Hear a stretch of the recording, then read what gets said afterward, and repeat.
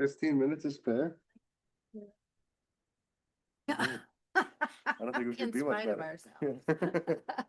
Being late for like half an hour. I couldn't find my key. I call it self-sabotage. I didn't want to. And then I'm like, I know you.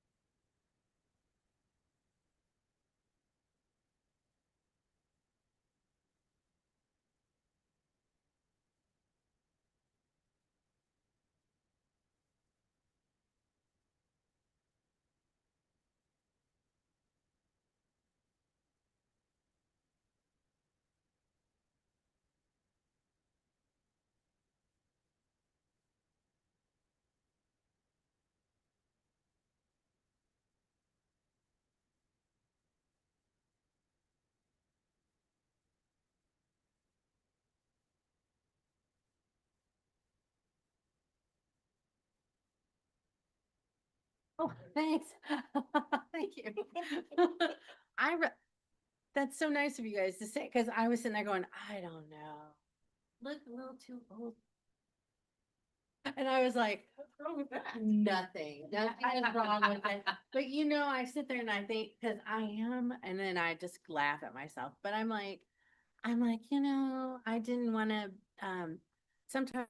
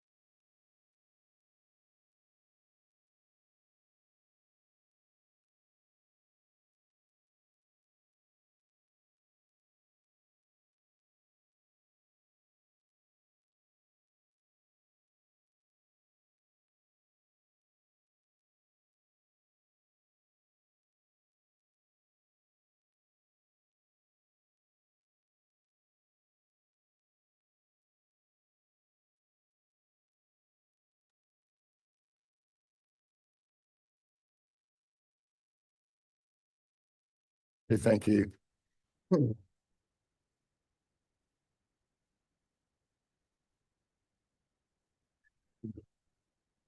Okay, about less than a minute.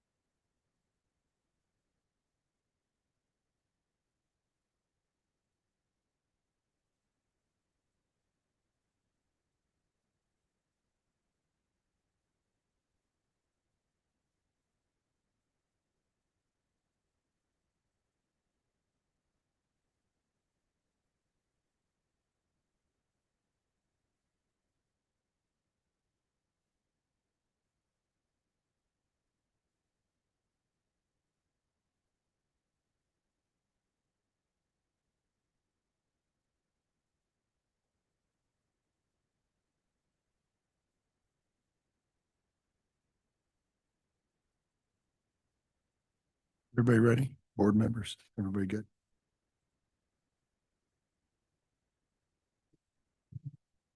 Good morning, everyone.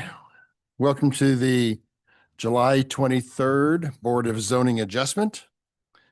I'd like to thank all city staff who have prepared cases on your behalf. They work very hard to do that, and I want to thank them personally. I'd also like to thank our fellow board members around the table who volunteer their time 2 times a month to come down and listen to your cases and react to them. So again, thank you for all them. Before we start to review cases, I would like to have Sarah go ahead and go over the rules of the meeting. Sure, thank you. I'll start by describing the procedures for today's hybrid meeting. First, for those joining us online, there are 2 categories of people participating in the meeting, attendees and panelists. Right now, the only panelists are board members and city staff. If you are an applicant or a member of the public who is interested in a case, please use the raise hand function when the case is announced to let staff know you would like to speak. There is a ribbon at the bottom of your Zoom screen with a hand icon. Please click this to raise your hand to request a promotion to panelist. You will need to accept the promotion in order to speak. It may appear temporarily as if you have been disconnected, but don't panic. You will reconnect shortly. If you are joining us via the Zoom app on a smartphone or computer, please change your screen name to reflect your legal name. If you are calling in from a phone number, you cannot adjust your screen name. It appears as your phone number. You can still provide testimony by raising your hand when the case is called by pressing star followed by the number 9. At the time of promotion, you must turn on your camera and microphone to be sworn in. Your microphone needs to always be on mute unless you are giving testimony at the appropriate time. The chat box online is only for questions about the agenda. The merits of each case are not to be discussed in the chat box. For those joining us today in person, please approach the microphone on the podium when it is appropriate to give testimony. Applicants may be seated at the center desk when the case is announced. Everyone planning to testify must sign in on the sign-in sheet that's near the door. If you are in person, there is no need for you to be on the Zoom meeting as well. Joining the meeting in both manners causes a lot of unnecessary feedback and audio disruptions. All public testimony, in person and virtual, is subject to the following rules. The BZA secretary or their designated representative will identify you when it is time for you to speak. You must be sworn in under oath to provide testimony. Please provide your full name and address when you are sworn in. Everyone, board members, city staff, and members of the public need to speak closely and clearly into the microphone. The BZA has set time limits for all testimony during its meeting. These time limits are 15 minutes for staff presentations, 20 minutes for presentations by applicants, 2 minutes for testimony by individuals, and 5 minutes for testimony by persons representing an organization, such as a neighborhood association, HOA, CID, or business association. You will hear an alarm when your allotted time is over. Please be respectful and wrap up your statement once you hear the alarm. We ask that there be no repetitive or irrelevant testimony. If you wish to admit exhibits, you need to have your exhibits, presentation, photos, or maps ready on a jump drive or ready to share on your screen, and email the exhibits if they are admitted to the assigned planner. The Board of Zoning Adjustment may take breaks during the day. These breaks are typically taken around 10:30 a.m., 12:30 p.m., and 3 p.m. if needed, and will be announced by the chair. And those are all of our procedures for today. Thank you so much. Before we start to review cases, I'd like to swear in all city staff members who are presenting or testifying today. If you're online, please turn on your cameras. Otherwise, come to the podium. Do you solemnly swear or affirm to tell the truth and nothing but the truth in this meeting today? If so, please identify yourself. Sarah Copeland, I do. Connor Tomlin, I do. Alec Gustafson, I do. Stephanie Saldari, I do. Larissa Chambi, I do. Thank you so much. Sarah, I'm going to turn it over to you and let you tell us about continuances and or dismissals. We have one continuance, which is docket item number 7, case CD SUP 2025-19, a request to approve a special use permit acting as a preliminary plat for a school located in districts R0.5 and R1.5 on about 13.31 acres, generally located north of East Meyer Boulevard to the west of Research Medical Hospital. Staff requests this item be continued to September 10th. And then we have one dismissal. Docket item number 10 is case CD BZA 2025-55, a request to approve variances to the infill lot and building standards in an R2.5 zoning district, plus any additional variances on about 0.21 acres, generally located at 1536 Madison Avenue. We request this item be dismissed. Thank you, Sarah. Are there any questions or comments in either the live or virtual audiences on these dismissals and or continuances? There are no hands raised online. Great. I'll entertain a motion from one of my board members. I'll make a motion. On docket item 7, case 19, I move that we continue the case till our September 10th meeting, and on docket item 10, we dismiss the case. Thank you. I have those motions. Do I have a second? Second. Second from Ms. Mixdorf. Mixdorf, Aye. Wright, Aye. Hayes. Aye. Meyer, Aye. Ebbets. Aye. Those are acted upon. Go ahead, Sarah, call the first case. The first two items are companion cases, so I will call both of them.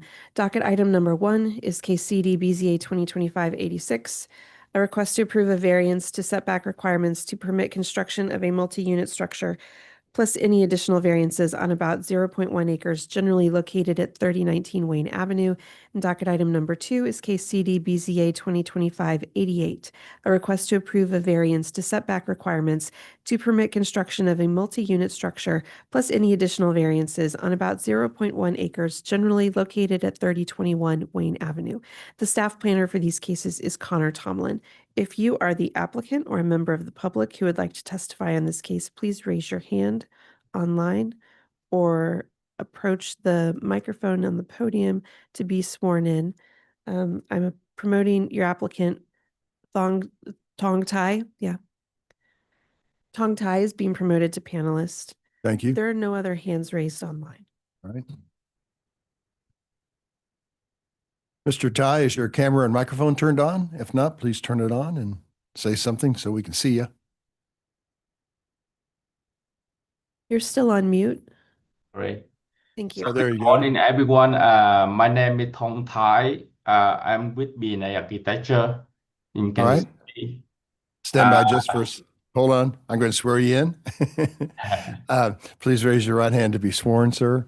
Do you solemnly swear or affirm to tell the truth and nothing but the truth in this meeting today? If so, please say I do and state your name for the court reporter.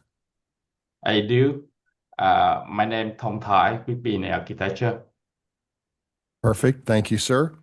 There are a list of administrative exhibits labeled 1 to 12. On this first case, do I have your permission to admit those? Yes. And do you have any questions on those exhibits? Those are standard exhibits we normally admit for the meeting. No, yeah. Okay, perfect. Those are admitted. Part of that is a presentation by Mr. Tomlin. Connor, tell us about the case. Okay, today we have docket items number 1 and 2, CD BZA 2025-86 and 88. They're located at 3019 and 3021 Wayne Avenue. This is an R-1.5 zoning district.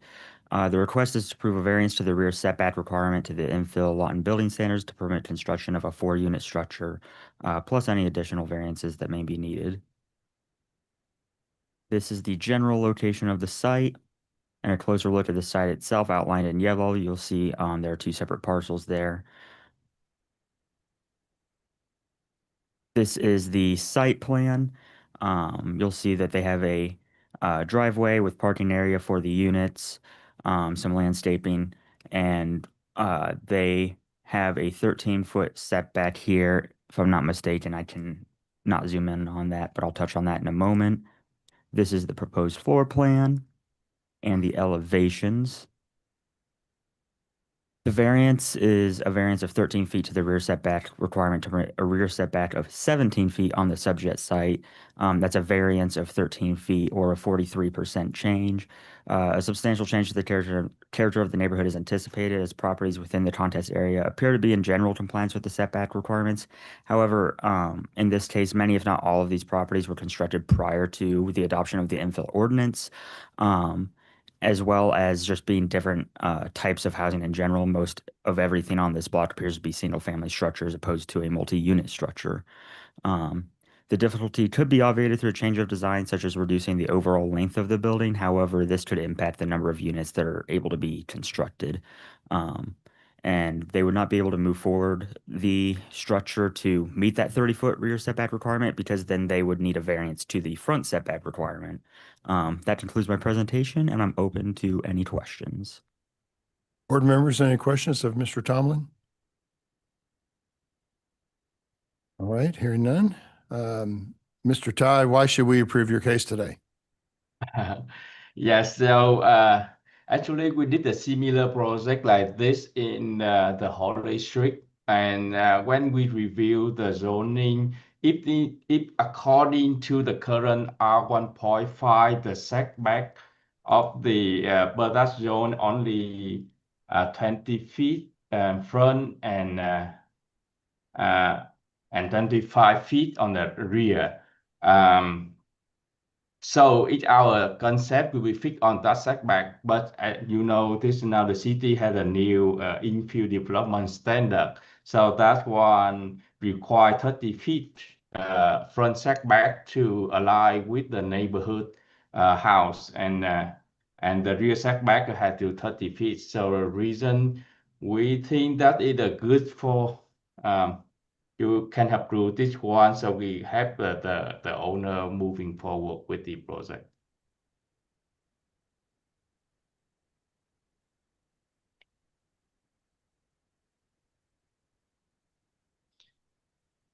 Did you have any neighbor opposition when this case was advertised?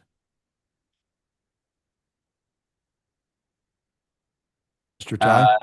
No, I haven't heard anything from the neighbor yet.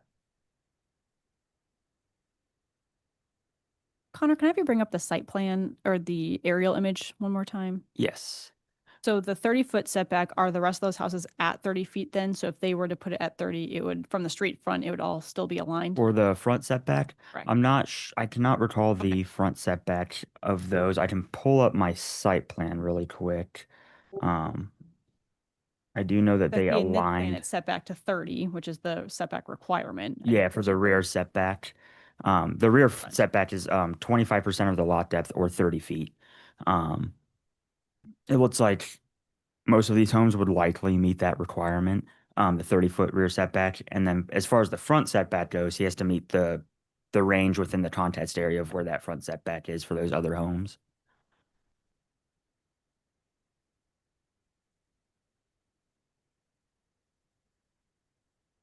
So we keep the front setback 30 feet aligned with other house. We just want to ask for the rear setback because that's it allow us to have the width of the unit. He had enough for had the one parking in front, and and had a full functional of the apartment. Yeah. I think as we look at the infill context area, having that alignment on the front, in my opinion, is more important to make it look seamless with the rest of the neighborhood. And I feel like being able to add this many units to these sites would be really valuable in terms of the housing stock that we need in Kansas City. So I think that deviation isn't as large on that backside in terms of the public impact.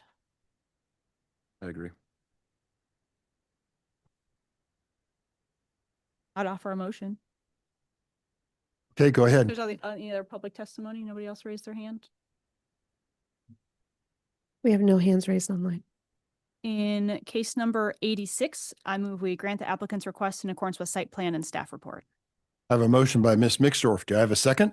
Second. Second by Mr. Meyer. Just to clarify, we'd also need a motion on 88. We'll do that one separately. Is okay. that okay, Connor? Yeah, no, that's fine. I just wanted to Okay, make thank you. sure. No, we'll get it.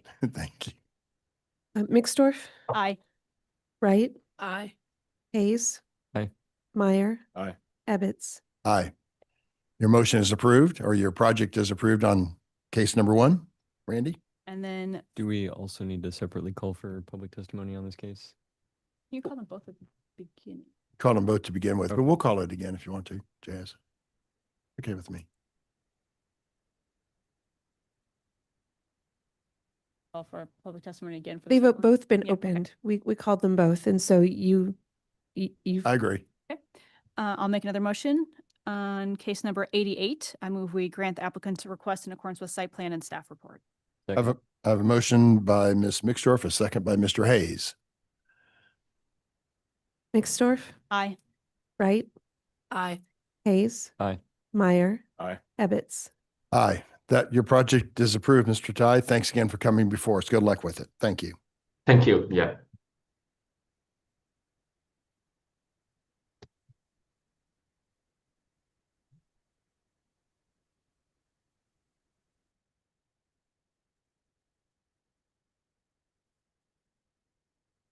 Go ahead. I'm sorry.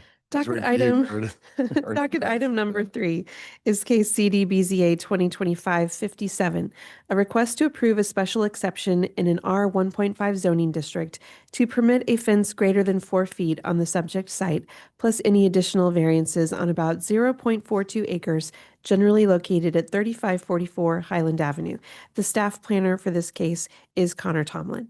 If you are the applicant or a member of the public who is interested in speaking on this case, please raise your hand online or approach the microphone on the podium to be sworn in. I'm going to promote Destiny to panelist, who I believe is your applicant. Yes. And there are no other hands raised online. Okay, thank you. Good morning, Destiny. Could you turn on your camera and microphone, please, to be sworn in? Good morning. Good morning. Please raise your right hand to be sworn. Do you solemnly swear or affirm to tell the truth and nothing but the truth in this meeting today? If so, say I do, and your name for the court reporter. I do. Destiny James. Thank you, Destiny. Address, please.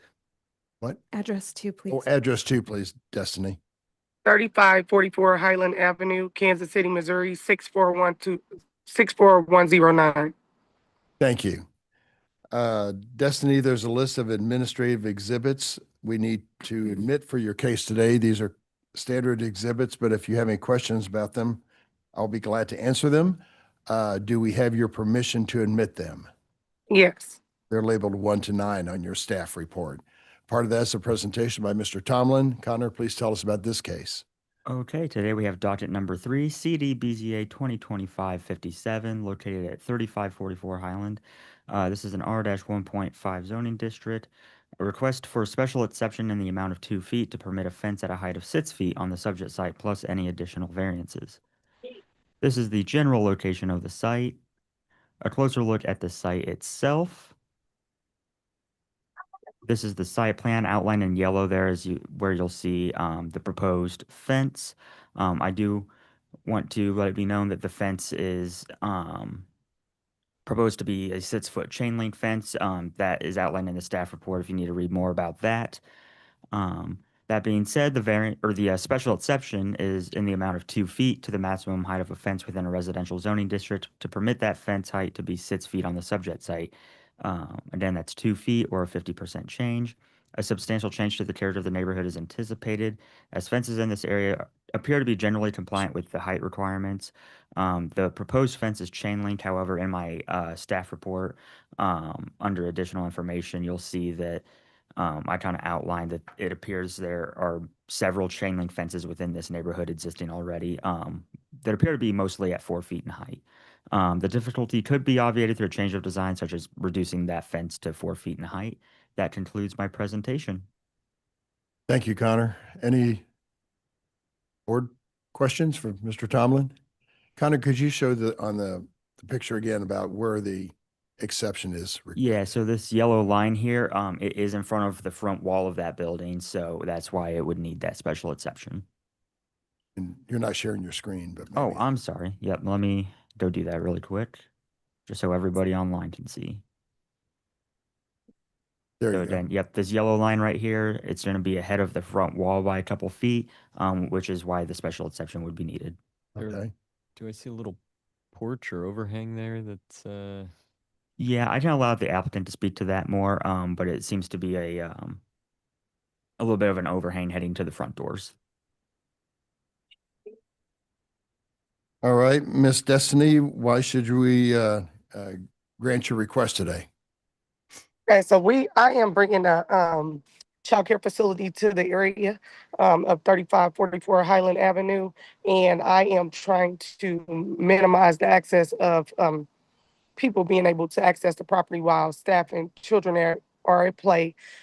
Just kind of keep sex offenders away, minimize the access for animals being able to jump the fence easily, meaning they would have they could access the children faster over a 4 foot fence versus a 6 foot fence, and just to be able to like keep the traffic with the cars and everything out, and just keep everybody safe while the children and staff members are out at play during business hours.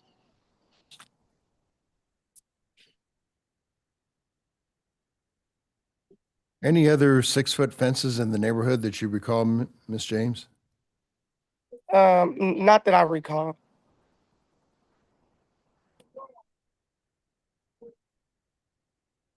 Any of the neighboring properties talk to you about this at all? No.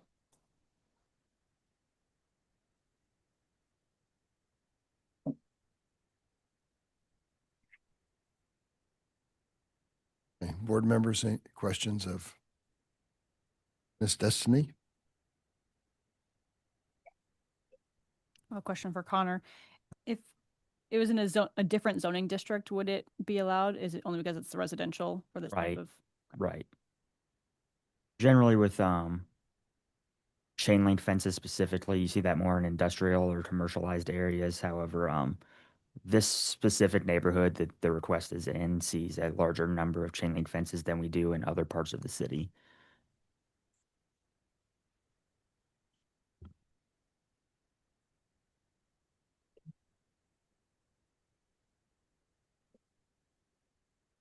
And to be clear, the variance here is because that line is really close to the front face of that building. Right. Just slightly in front of it. Yeah, so on Google Street View, when I was in, excuse me, when I was in the pre-application meeting with the applicant, we dropped in at street level, and she described where it was gonna be lined, and it does go a few feet in front of that front wall. It's just a little difficult to tell on that site plan. Ma'am, may I ask, why are you planning to put the fence in front of the front face of the building? Is that a question for me? Yes, yes. So it's not going directly in front of the overhang. It's just like going towards like the edge. It starts at the edge of the building and goes over. Right. Well, so the reason that we have to do this variance is because if you plan to put the fence between the front face of the building, excluding the overhang, the front face of the Mm-hmm. building and Mm-hmm. the property line, Uh-huh. that's what triggers the variance. So if you were to move it a few feet back to be in line with the front face of the building, you would not need this variance. So my question is, what hardship, let's say, do you face from putting it a few feet back? Well, I also serve ADA students, students with disability, and right there in that parking lot area, it's also going to be gated because they have to come out with a wheelchair, and just so they can keep the protection from, you know, the public being able to walk up and access them, or if they are to come out and they're going to be like right in that area with their wheelchair, just kind of sitting there getting fresh air or anything like that, they will still be behind the gate as well, instead of just being exposed. So is the location of this fence, even if it's in front of the building a little bit, on the pavement then? It's not on the grass? Kind of the edge of your pavement line would be Yeah. where the fence would go? Yes. But I have that disability access right there, so it's kind of, yeah, it's like at the edge, but it's a little bit on the pavement, like you said, so.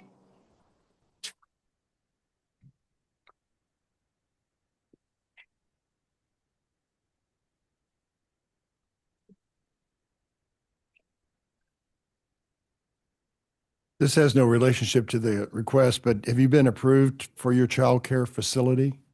Yes, I'm going through, I just got my change of occupancy approved, and they just issued our permit, so we're working to get everything complete so that we can get the certificate, so they can come out and do the inspections.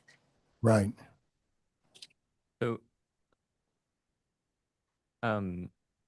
just so I understand, are you saying that you want the fence a few feet in front of the building so that the pavement from that overhang has like a path connection to that larger parking lot? Yes.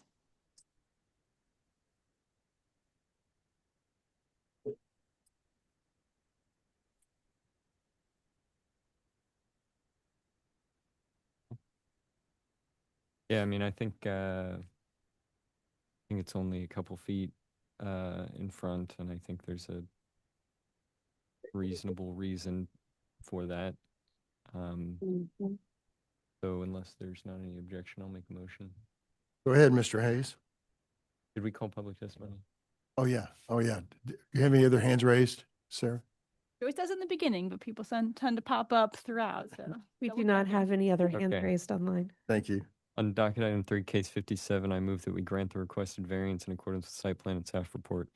I have a motion. I have a motion by Mr. Hayes. Do I have a second? Second. Second by Ms. Wright. Please call the roll. Mixdorf, Aye. Wright, Aye. Hayes. Aye. Meyer. Aye. Ebbets. Aye. Your project is approved, Destiny. Thank you for coming before us today. All right, thank you. Sure. All right, Ms. Sarah, call the next case. Docket item number 4 is case CD BZA 2025-84, a request to approve a variance to the minimum separation distance requirements between structures on the same lot, plus any additional variances on about 0.16 acres, generally located at 5825 Central Street. Connor Tomlin is the staff planner for this case. If you are the applicant, I see your applicants online. Any other members of the public who would like to speak on this case, please raise your hand online or approach the microphone on the podium to be sworn in. We do have several hands raised online. Okay. And the applicant's online, is that right? Yes, that's correct. Is that, is that Brianna, Ms. Crawford? Brenna, yes. Good Oh, morning. Brent. Good morning, Ms. Crawford. Thank you for coming before us today. Thank First you. thing we're going to do is swear you both in. How many hands do we have online raised? There are 3 other hands raised online. Can you promote those? We can swear everyone in at one time. They are. The, what about names? Do we need to call any names, Sarah? The other people who have been promoted online are Brian Tennyson, Larry, and Neil Lawless. Okay, great. And those 3 hands are interested in this case? Yes? If so, please We turn. have another hand. Okay. Rex Lorson. Connor, can you maybe pull the or minimize the presentation? Yes, I of think course. often, there we go. We can see their faces now. Thank you. Okay, there we go. All right. Well, First, let's start with the applicant. Please raise your, and we're going to start with everybody. Please raise your right hands to be sworn. Do you solemnly swear or affirm to tell the truth and nothing but the truth in this meeting today? If so, please say I do, along with your name and address. Let's start with the applicants first. I do. Brenna Crawford, 5825 Central Street. I do. Alexander Beineman, 5825 Central Street. Perfect. And the others? I do. Rex Lorson Jr., 5740 Central Street. I do. Neil Lawless, 5833 Central Street. Anybody else? Brian Tennyson, need to turn on your microphone and camera, please.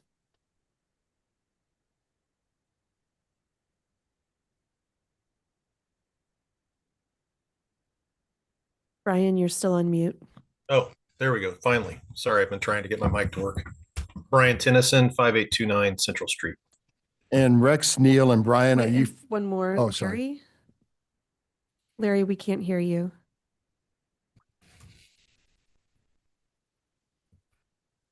Larry, we aren't able to hear you.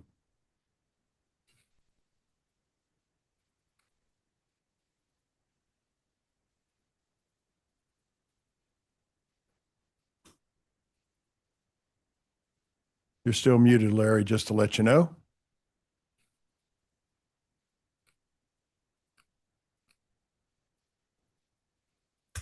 Do you want to proceed and Larry will come back to you to get you sworn in? Yeah, that sounds great. Okay. Just for the three that we heard from, Rex, Neil, Brian, are you for or opposed to this action? For. I'm in favor. Okay, great. Thank you. We'll let you have your turn after we've heard from Ms. Beineman and Ms. Crawford. Ladies, there is a list of administrative exhibits labeled 1 to 9 that we need to admit for your case today. Do we have your permission to admit those? And do you have any questions on those exhibits? You do. No questions from us. Thank you very much. Part of that is a presentation by Mr. Tomlin. Connor, please tell us about the case. Okay, today we have docket item 4, CD BZA 2025-84, 5825 Central Street. This is an R-6 and a WHO-1 zoning district. The request is a variance to the minimum separation distance between structures on a residentially zoned property plus any additional variances. This is the general location of the site and a closer look at the site outlined in yellow. This is the site plan with a zoom in on the site plan of what is being heard today there on the right-hand side. The distance is between that garage and the primary structure. These are the elevations for the detached garage and the floor plan. The variance request is a variance of, that's supposed to say 10 feet, or a complete deviation to the minimum separation requirement between structures on a residentially zoned property to permit a separation of 0 feet on the subject site. I will say that the, while the separation is 0 feet, it is my understanding that they are not combined together. They're just they're very close and basically touching. Again, that's a 10-foot variance or a complete deviation. A substantial change to the character of the neighborhood is anticipated, as many homes on this block appear to have detached accessory structures of similar size and placement on the lot. However, most appear to be compliant with the separation requirement. Though I do have further notes in the variance or review criteria of the staff report that would be worth reading if you haven't already. The difficulty could be obviated through a change of design, such as reducing the size of the accessory structure or removing a large portion of the constructed deck. Though reducing the size of the accessory structure may or may not impact its ability to serve as a detached garage. That concludes my presentation, and I'm open to any questions. So really, Connor, it's the overhang that's creating the variance request. Is that kind of what I hear you saying? Well, even then, the wall of the garage comes right up to the corner of the deck, which that deck is an extension of the primary structure. Right. Okay. Either Ms. Beineman or Ms. Crawford, why should we grant your request today? Wait, I'm sorry. Before I say that, any questions of city staff? Yeah, I have a question.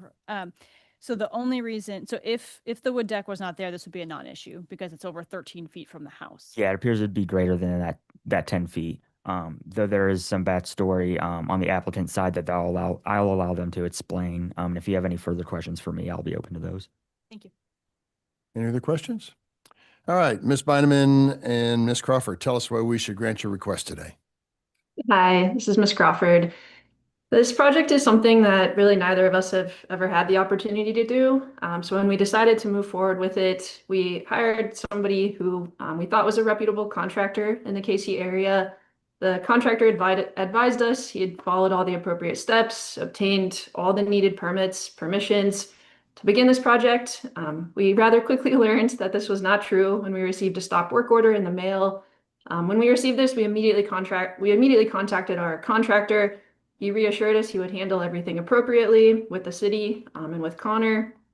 After a couple months, our trust in him pretty quickly waned, and I decided to personally contact Connor and the city for an update. This is when we unfortunately learned that almost none of the correct legal steps were taken, and that numerous emails and contact attempts from Connor and other city members were missed by our contractor. Once we realized this, we immediately requested a meeting with our contractor. We terminated our contract with him. We asked him to no longer communicate with the city on our behalf, represent us at all, or work on this project at all. At that point, we quickly found a new contractor who was thankfully willing to take over this project, a new architect who drew up new plans, and a survey company to complete an official survey of our property lines. We felt the survey results would support the project's plans. The survey results do show that the current structure sits 1.5 feet off the property lines. We did provide a copy of these plans and the survey results via the Compass KC website. We understand that the current partially constructed garage does violate the required 10-foot distance between our home and that detached structure. Just please be assured, had we known that ahead of time, had we known any of this prior, we would never have moved forward with the original plans.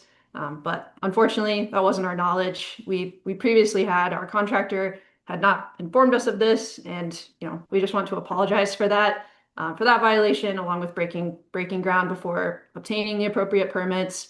We understand, obviously, we can't go back in time and correct that, but we've since tried to take all the appropriate steps and follow all the appropriate guidelines by the city and by our neighborhood. Seems really you're never too old to learn valuable lessons the hard way. So we have read through Connor's staff report, and we do understand this is a very large ask of the board. We understand it's a complete deviation. We also understand reasons behind that. It makes fires easier to jump between structures. We are willing, as Connor explained, the variance is really just because our existing deck borders that garage. If needed, we are willing to remove that deck and restructure the backyard a little. But as you all can imagine, we've spent countless hours, days, dollars on this project, substantially more than we ever intended to, but it is what it is.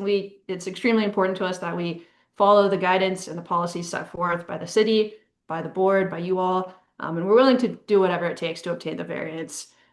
We do feel from a financial standpoint, we're really in need of this variance at this point. Without it, we do believe it could really place further hardship on us. But also we just want to complete this project and hopefully bring more value and beauty to our home, and most importantly, the neighborhood. We do truly love living in the Warnell Homestead neighborhood, and we never want to do anything to jeopardize the integrity of it at all. We have had quite a few neighbors reach out to us just to let us know that they would support us in obtaining this variance and building our garage, including a very nice member of the Warnell Homestead Board. She's sat on it for a decade or more, and she had sent in a very kind letter to Connor, which we greatly appreciate. We have others in attendance today who are willing to speak in our support, and we're just extremely grateful for you all and for your time and for your efforts today. But most importantly, the board, we're very appreciative of your time and your consideration on this. We're willing to answer any questions or kind of speak further on it if you guys have anything, but yeah, thank you all very much. Okay, thank you, Ms. Crawford. Thank you. I do want to mention that the letter that was mentioned is attached to Compass KC. Okay, in support, I'm guessing. Yes, it was in support. Okay. Let's hear from Rex. Well, I'm sorry. Board members, any questions of Ms. Beineman or Ms. Crawford? Yes. I did not see any photos in the staff report or on Compass. Do you have any imagery of this condition? I think I can see what it looks like in plan, but a photo would be really valuable to see how it's actually being impacted or how tall those steps are or what that corner condition actually looks like. I can go grab one while we have our neighbors speak, and then I can prepare to share my screen after that if that's helpful. Yeah, please do. And that'll be exhibit number 10.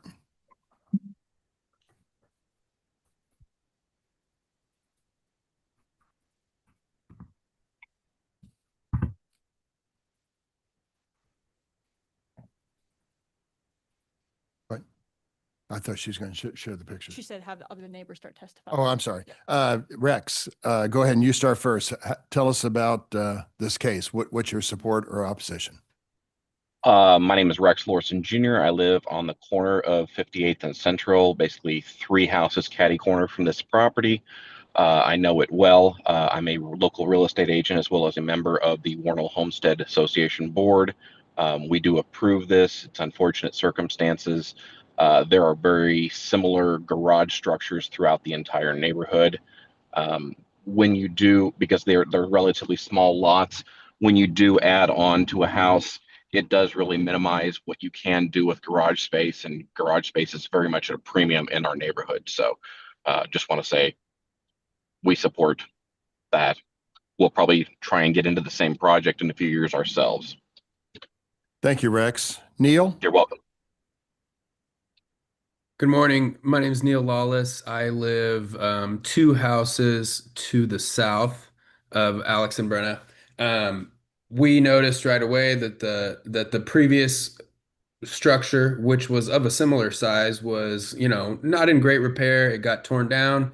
It was immediately replaced with what appeared to be a very similarly sized structure that fit the character of the neighborhood. And then we all noticed that, the work stopped on it. And I talked to Alex and Brenna, and they were, very, very, appropriately kind of embarrassed. Not that they should have been embarrassed, but they felt embarrassed, I think, by the situation that they ended up in. And we all support them. There are 2-car detached garages basically outside of every house on our street. And, the situation with the deck obviously is unfortunate as far as, extensions to structures and distances between structures.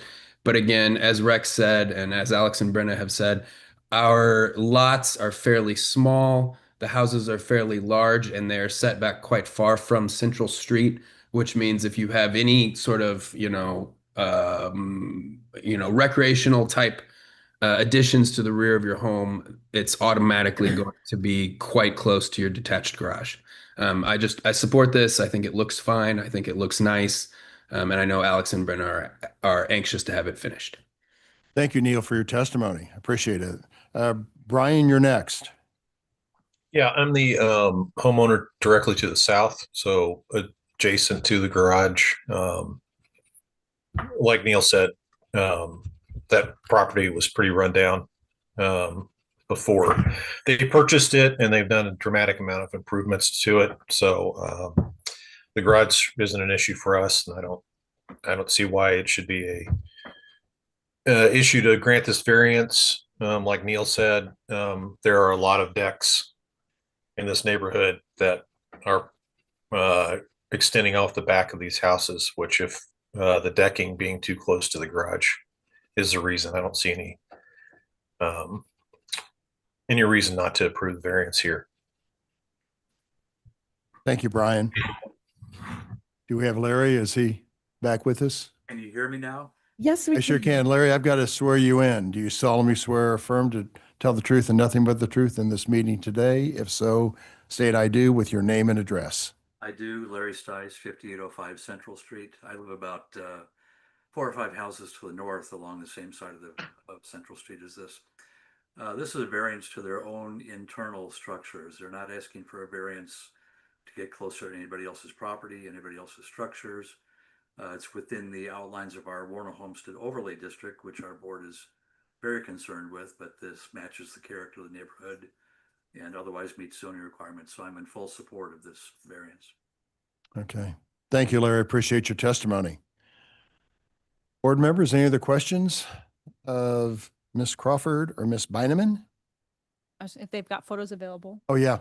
Do you have Yeah. photos? Yes, one moment. And those will just need to be emailed to Connor as well. Okay. This is the photo if you're standing in our driveway of where you can see that the deck meets just right there at the corner of that garage. These stairs over on this side go up into our sliding glass door into the back of our home.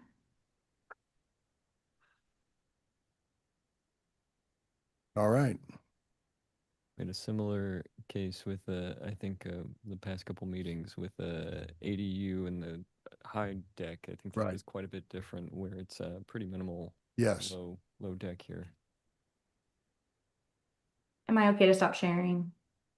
Sure. And don't forget to email those to Connor, as they'll be part of your case, and that'll be exhibit number 10.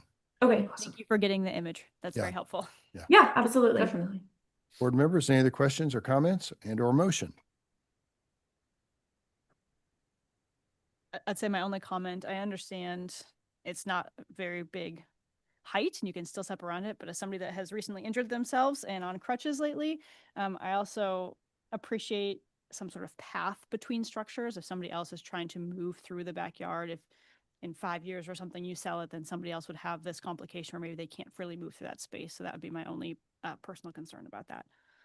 I can also just speak that we do have a garage door. Like there's obviously the garage door where the cars enter, but there is a door into the backyard. So there would be like an ADA accessible path through the garage. I understand that does not create a path around the garage, but there is still that option. Yes, and once we hopefully get this approval and are able to finish the garage, we do plan on kind of adding an official path as well. Mm-hmm.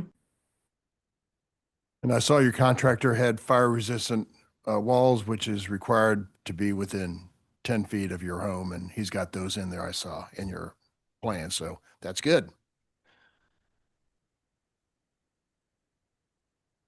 I'll make a motion. Oh, thank you, Mr. Meyer. On docket item 5, case number 78, I recommend that Nope, it's 84. 84, I'm sorry. I recommend that we approve the applicant's request in compliance with the staff report and site plan for the special exception permit. Thank you. I have a motion by Mr. Meyer. Do I have a second? Second. Second by Mr. Hayes.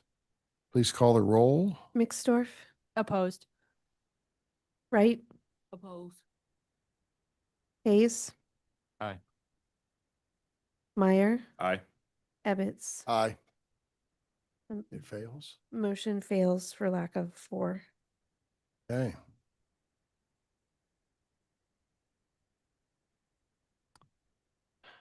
Ms. Beineman, Ms. Crawford, your motion did not pass. But Okay. just to clarify, that doesn't necessarily mean you can't build the garage. Just at least as of currently, you would need to cut back that deck. to Move the reduce that deck. deck. Yeah, you'd have to move the deck. Okay, so just to be clear, we would have to move the deck and then basically start this process over. Do we need to have new Miss- plans m- created Miss- that show that? Mr. Tomlin, your comments? So it would either have to be compliant with the 10-foot separation, or if the deck is moved to have greater than the currently proposed 0-foot separation, you would come back for a different variance request, or a new variance in a different amount. So rather than 10 feet, for example, if there was 5 feet separation, you would have a variance for 5 feet. Okay. Can I ask, would that require us to have all new plans drawn to show that new distance? Yeah, so new plans would have to be drawn to show that distance. Or Jazz, were you going to say something? I was just gonna say, you can, if you make the separation 10 foot from the deck, you don't have to come to this board again. Right. If you make the separation something between 0 and 10, you'd have to come through this board again. So if we just get but rid of the deck, because the current distance is 13.1 feet between the structures without the deck. Right. So if it was at least 10 feet separated, you would not need to come back before the board. Okay. Okay, so then once. And ladies, quickly, with that 0 separation, that is what's that is what's affecting the board members' decision here, I feel. If it was 5 or maybe 6 feet, 4 feet, I can't judge because I'm just one member. But I think you wouldn't have had the opposition, possibly you wouldn't have had the opposition if there would have been more separation. So again, you could come to us with plans of 4 feet, 5 feet, 6 feet as a variance, or you could, and see how that played out on the board members.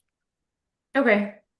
But just, sorry, one more clarifying question. I think due to the cost of getting new plans drawn and hiring architects, I think that we'll just opt to remove the deck. And so if we do that with the current plans that show it 13.1 feet from the garage, we do not need to come back before this board.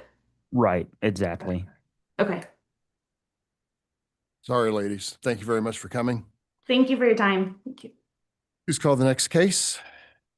Docket item number 5 is case CD BZA 2025-78. First, I should note, Mr. Ventura joined the meeting online, and I forgot to note before your last case that he is online.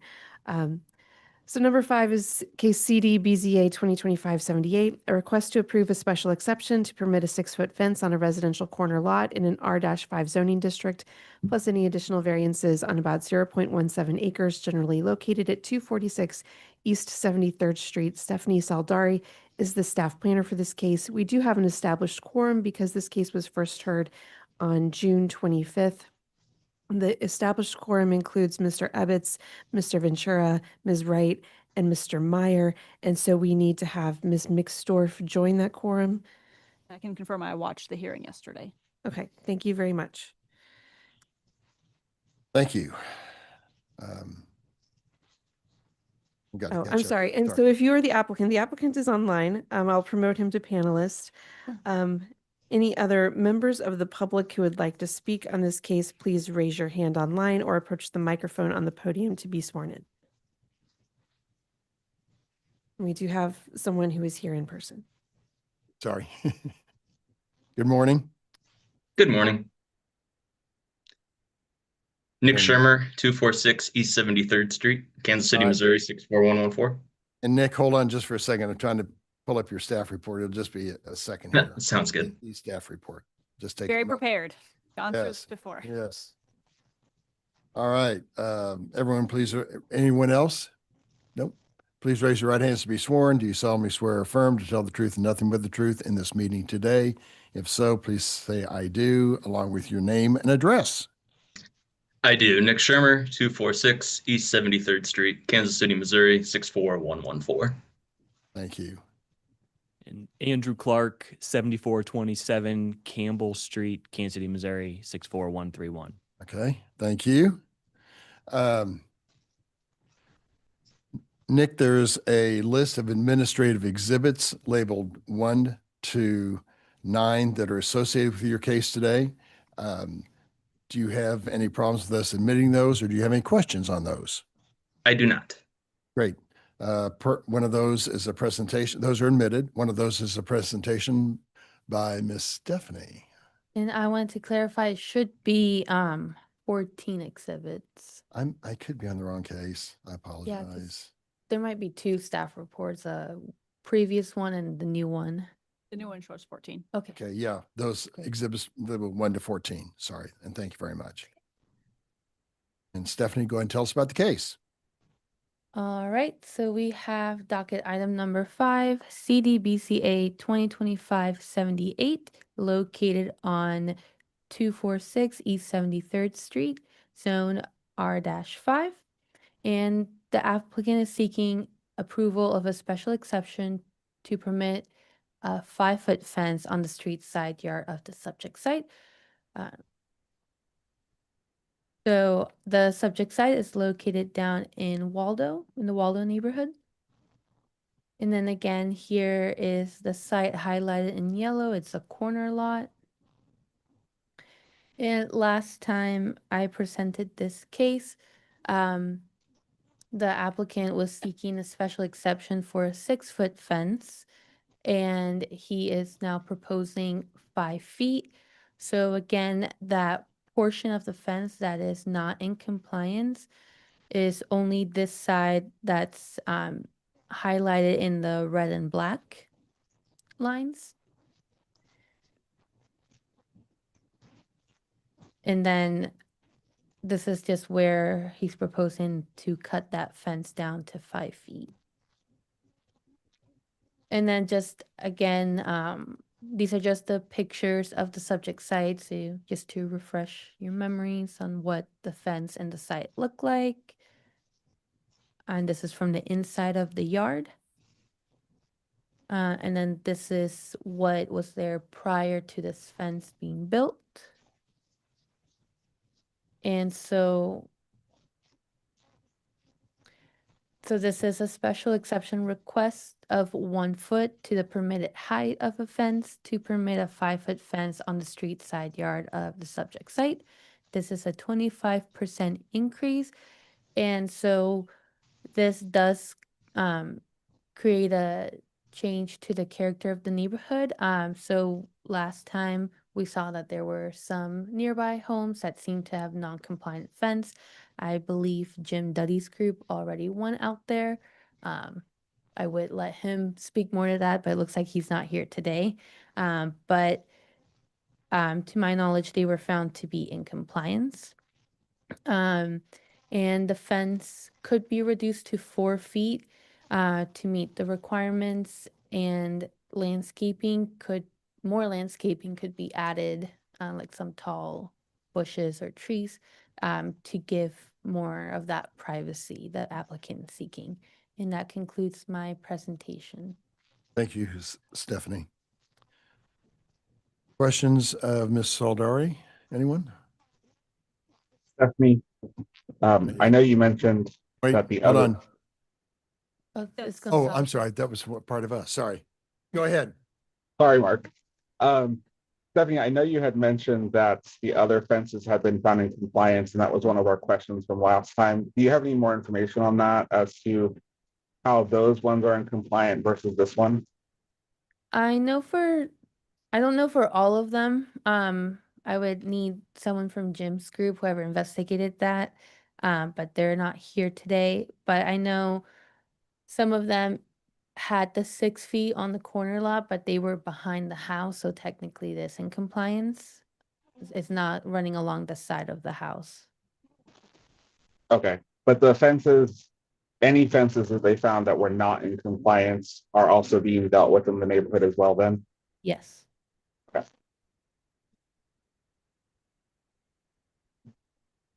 All right. Any other questions? Thank you, Mr. Ventura. Sorry. Nick, why should we approve your case today? Thanks for coming back. Yeah, no, of course. Thank you, everyone. I appreciate your time this morning. So, as Stephanie pointed out, last time I spoke, I was essentially arguing for the existence of a 6-foot fence on our property. The first notification we got from the city said that we had allowed the installation of a 6-foot fence, or a fence greater than 4 feet in our front yard. And as we saw from the photos and working with Stephanie, thank you again, Stephanie, for kind of helping orient myself a bit more. I identified that the only portion of the fence was actually in violation was about that 53 linear feet in the side yard facing the street, since we are on a corner lot. This fence would be completely within code, I guess you could say, if our home were not on a corner lot, the way the fence currently exists today. So the two main reasons that we're kind of hoping for this variance for this 53 linear feet is twofold. As you saw in one of the photos in Stephanie's staff report, good portion of that fence, or that 53 linear feet, does exist on that retaining wall, kind of on a slope. So essentially that 5-foot fence is in practicality about 4 feet in terms of when we're sitting on top of that retaining wall, sitting in our backyard, just kind of enjoying that space. And then the other portion, I can share out this photo here and I'll send it to Stephanie afterward. Let me see if I can share my That'll be screen. Exhibit 15. That's admitted. Thank you. Thank you. One moment here. All right, this should be a PowerPoint slide. But essentially what I wanted to call out was that from the front of our fence to the intersection is 58 feet, and the front of the fence to the front of the sidewalk is 48 feet. So There is a substantial amount of space in that front yard, keeping that intersection free and clear, obstructing any kind of view from drivers and pedestrians.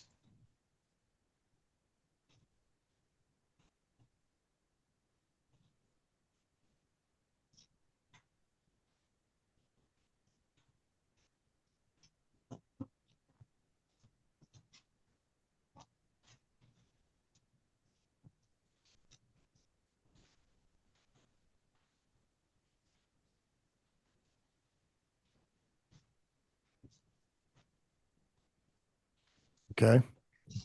Thank you for that. I'm just one board member, but I appreciate you cutting it down to 5 feet. Of course, no, absolutely. And so, admittedly, from my perspective, I would like to keep it at the original 6 feet.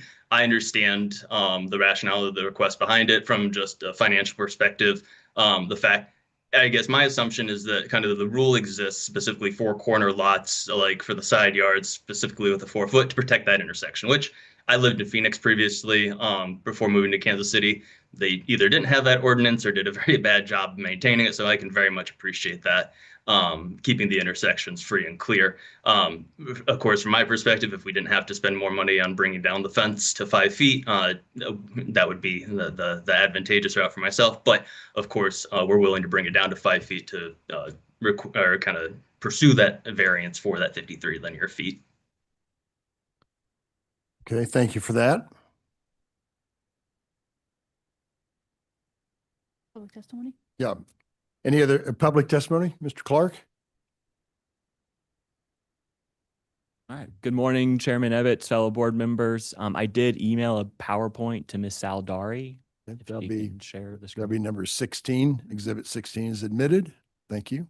So as I said earlier, I'm a resident nearby, 7427 Campbell Street. So the fence contractor, that's today's theme, is contractors not following rules. And I feel bad for this homeowner that is now seeing the consequence. But on their website, it says that it's crucial to check local zoning regulations and compliance with any height. So I'm really frustrated with the contractor. They've worked in Kansas City for a long time. They should know the rules of corner lots. Next slide, please. The biggest thing that concerns me about variances or special exceptions is the precedent that it sets. I moved to Rock Hill Gardens, which is on the other side of Oak Street, for a reason, for character. I pay for character. This is the character of the neighborhood before the fence. This is a subject property. Next slide, please. And here is the fence. And this is me standing in the middle of Oak Street. There's not that much traffic. Maybe 2 times a day, there's a little bit of traffic on Oak. It's not highly trafficked. But that's not the character of the neighborhood anymore. Next slide, please. So you are allowed to have a fence that's 6 feet tall behind your house, which all of the houses around here do. Mr. Duddy's team went out, looked around. The other fences comply with code. Next slide, please. So I'm simply asking just to follow what the code says and have a 4-foot fence in the front yard. Professionals were hired and they let this client down. They did not follow the rules. So really the professional should be the one that comes out and takes care of that. Here's the neighbor to the north of the subject property. This is beautiful. Use landscaping, spread the pickets, follow the code. Next slide. Again, just a panoramic more of the view of the context. So the new fence really does not match the character. Next slide. This is a block to the north, beautiful wrought iron fence, passive surveillance. As a walker, I feel safe that someone can see me if I'm getting chased by dogs or step on a hornet's nest and I need help, or a car hits me when I'm crossing Oak Street. Again, landscaping for defining that boundary. And again, Holmes Street, even busier than Oak. Everyone's complying with the code. Next slide. I guess I'm out of time, but at the end of the day, I'm having a hard time with the physical hardship here. And it's everyone else is following the rules in the area. And I really moved here for the character, and this sets a dangerous trend where everyone's going to think it's okay. I'm out of time. Thank you for your time. Thank you, Mr. Clark. Appreciate your testimony.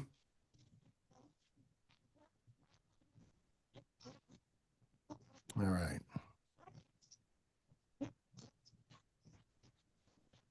Well, Nick, Any other comments? I guess I would just like to offer up that the fence that was exhibited, the neighbor to our north did offer, and this is included in the staff report, a letter of support. He has lived in the neighborhood. Him and his husband have lived in the neighborhood for over 35 years, and they offered nothing but glowing support for this fence, as did our neighbors, both of our contingent neighbors, like we spoke last time, to appearing before the board.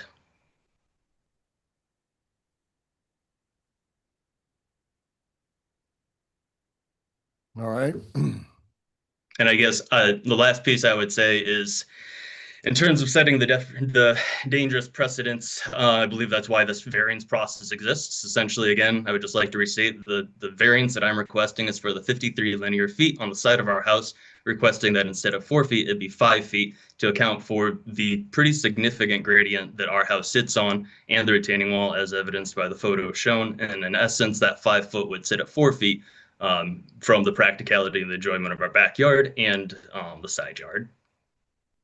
Mm-hmm. And we mentioned this before, of course, if you put 4 feet on top of the retaining wall, then you're okay for that. The reason that we had discussed that previously, the reason that we wanted to avoid that and the retaining wall was because of that, the large, the birch tree or the willow tree rather. Right.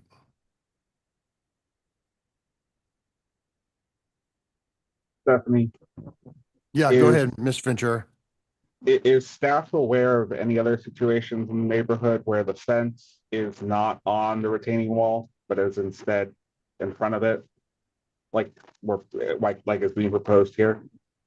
I am not aware of any other fences in front of the retaining wall. I don't know if Jim Duddy's group found anything similar to that. So as of now, no. I will say there, and so speaking to, I know Jim's not here. I can just speak to Jim's point. A majority of the homes that we discussed last time are indeed like within code. Like their fences don't exceed past kind of the backs of their homes, and so the sides like are not in violation. Like was kind of before the board last time as a question. There are a few homes that are on corner lots that as well do, I guess, have similar setups to ours where the fences are not sitting on retaining walls. It's not everyone, but there are a few use cases like that.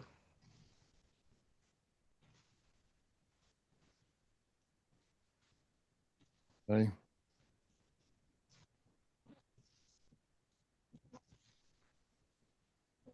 All right.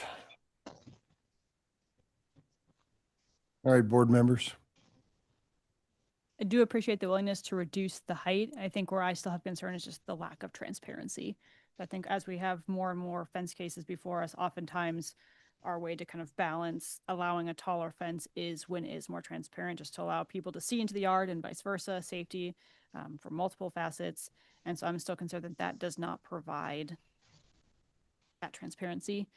Even though the height is reduced, which is helpful, and obviously understand that there's a height differential between the backyard, the retaining wall, and the sidewalk. But I'm just still concerned about the transparency overall. And I guess for my own understanding, when we speak to transparency, maybe that's something that I don't understand. And if you could help me understand a bit, what is the kind of desire for transparency into like the backyards of folks? And like, I genuinely, am just trying to understand that kind of, because it's not the first time I've heard it. It's just kind of a newer concept to me. And let city staff go if they want to, but oftentimes what we see in the backyard, you are allowed to do a 6-foot tall opaque fence. You are allowed to do that by right. That is allowed. When we talk about transparency, oftentimes it is the spacing between the boards. If you're sticking with a wood fence, it's using aluminum or a metal or wrought iron fence so you can see through it, or some sort of spacing where we can't see through this at all. So I think that's when I think of transparency. There's some visual connection behind the fence that you could see back there, if that clarifies anything.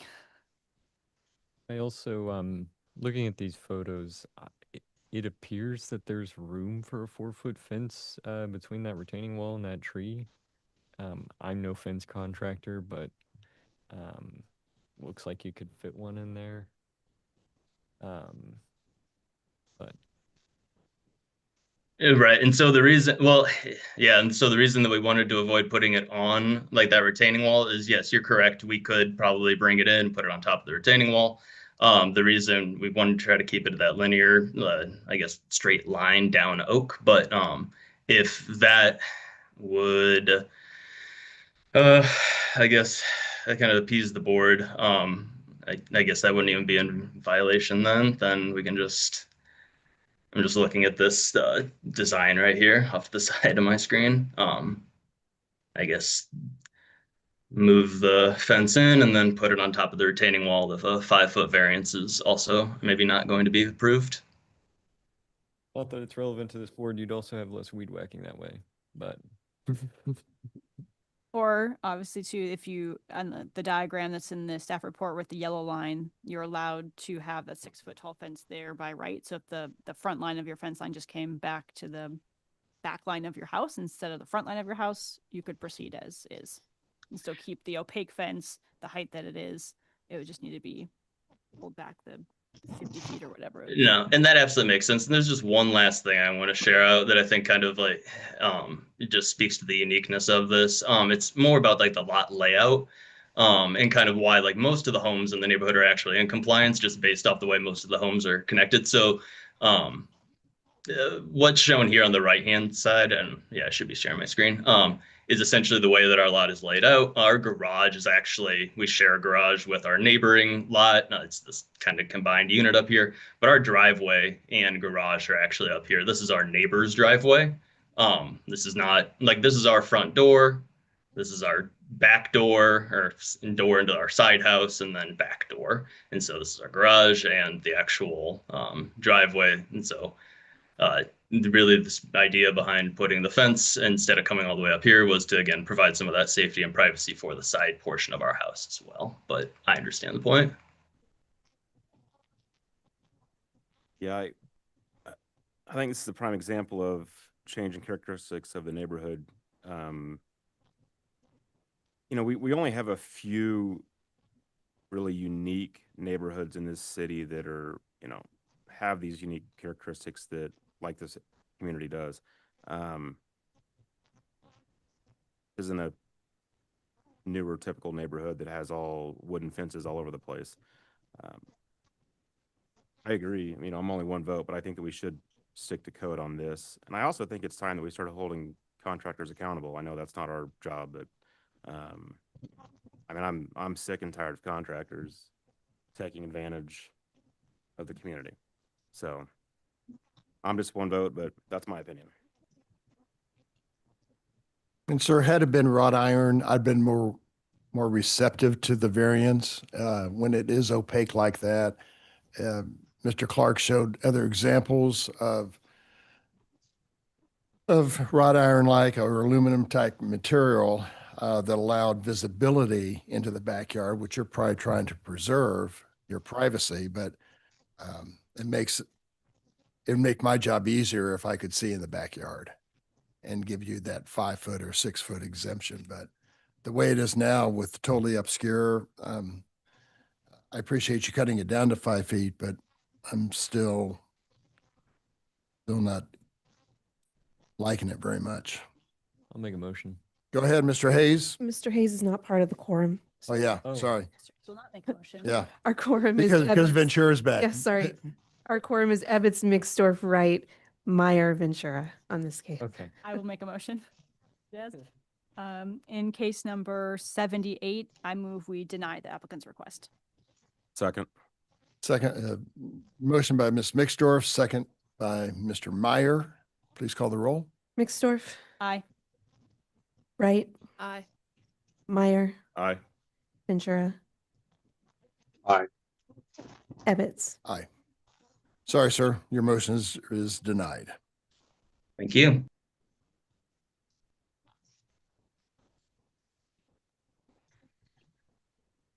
Next case, Sarah. Docket item number 6 is case CD BZA 2025-85, a request to approve a special exception to the height of a fence on a corner lot in an R7.5 zoning district on about 0.342 acres, generally located at 37 West Bridal Spur Terrace, Alec Gustafson is the staff planner for this case.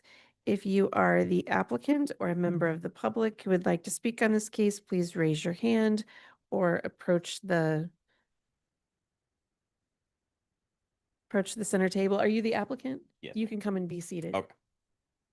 Anyone else who would like to speak on the case, please come to the microphone on the podium to be sworn in. We'll swear you in just a second. Anyone online? We have no hands raised online. Okay. To the two gentlemen, please raise your right hands to be sworn. Do you solemnly swear or affirm to tell the truth and nothing but the truth in this meeting today? If so, please say I do with your name and address for the court reporter. I do. Jared Minkoff, 37 West Bridlespur Terrace, Kansas City, Missouri, 64114. Thank you, Jared. My name is John Goodwin. I'm sorry. My name's John Goodwin. I'm at 5 East Bridlespur Drive, Kansas City, Missouri, 64114. And John, are you in support or opposition of this motion today? I am in support. Okay, thank you, sir. We'll give you a chance to testify in just a moment. Thank you so much. Jared, there are a list of administrative exhibits labeled 1 to 9. Sorry, I've got to get to a different spot. Yes, labeled 1 to 9 that we need to admit to hear your case today. Do you have any questions on those exhibits, and do we have your permission to admit them? I don't believe I have any questions right now, and you do. Great. Okay. Part of those are admitted. Part of the is a presentation by Alec on your case. Okay. Let me pull this up and share my screen, and we can get going.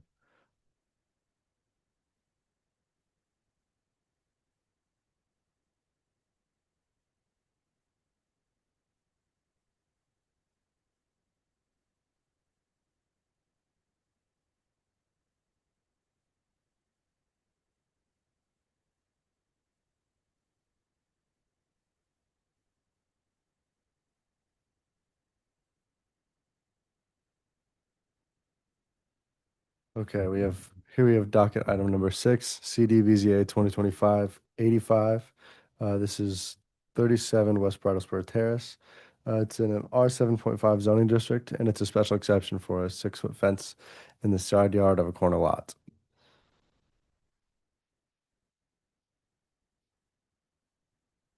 The location of the site is in the southern part of the city, near Overland Park, Leawood, and Grandview. This is a closer shot of the site. It borders Warnell Road and West Bridlespur Terrace.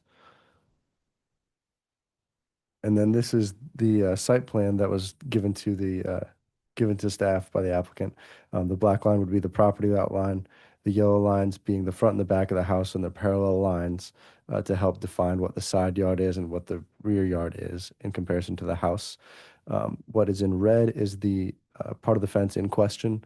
This is the part of the fence that is in the side yard, and then what is in blue is in the rear yard of the property. So that would be part of the fence that is allowed to be 6 feet. This is just further pictures of the site or of the fence itself. This is the applicant showing the height of the fence, and then this is a view from the fence as taken by the applicant. And then the view from from the door, from one of the doors of their house, looking towards the fence to the road. This is a variance request of 2 feet to the height of a fence on a corner lot in the side yard to permit a 6-foot fence in the side yard of the subject site. It's a 2-foot variance, 50% change, and a substantial change to the character of the neighborhood is anticipated. There are other fences in the area that are non-compliant. Approving this special exception could set a precedent of lenience, thereby changing the character of the neighborhood to be non-compliant. The difficulty could be obviated by cutting the existing fence in the side yard down to 4 feet. And I will say there are, as you can probably see in your staff report, there were many other pictures that were added by the applicant of other fences in the neighborhood. Those, just take note of those there in the staff report. There was also a good amount of online public testimony by a post that the applicant made on Facebook. Those were sent to me last night. They're not notified, and the names of all the neighborhood supporters are online, but they're not going to be admitted as exhibits. I'm just letting you know that there was a good amount of support for the fences by the neighborhood on Facebook, but they're not going to be admitted as exhibits at this time. Right. And that concludes my presentation. I'm happy to answer any questions that you may have. Thank you, Alec. Board members, any questions of Alec? So similar to the last case, are there other investigations by Mr. Duddy's team regarding any other fences that are out of compliance? Yes, in this area. This particular fence is the result of another variance or another special exception that came before the board a few months ago, where they mentioned all the other fences in the neighborhood that had 6-foot fences, and then this was one of the ones that was reported through that other special exception. Thank you. All right. Anyone other questions of staff? Jared, why should we approve your request today, sir? Well, thank you all for taking the time to be here today. I'll just go, I have some bullet points that I'll just try and briefly talk on so I don't waste too much time. So for one reason that I think you should approve this case is from a safety perspective. The reason that the fence being 6 feet there, I think is important, is due to being on Warnell Road, which is a very busy main road, particularly during rush hour. It is, we live about, I would say about 3/4 of a mile from the highway itself. So we tend to see a lot of traffic through there. And we also get one thing that I think is we get a lot of people walking by, particularly homeless people who can be unpredictable and may not be in the correct state of mind walking directly by our house.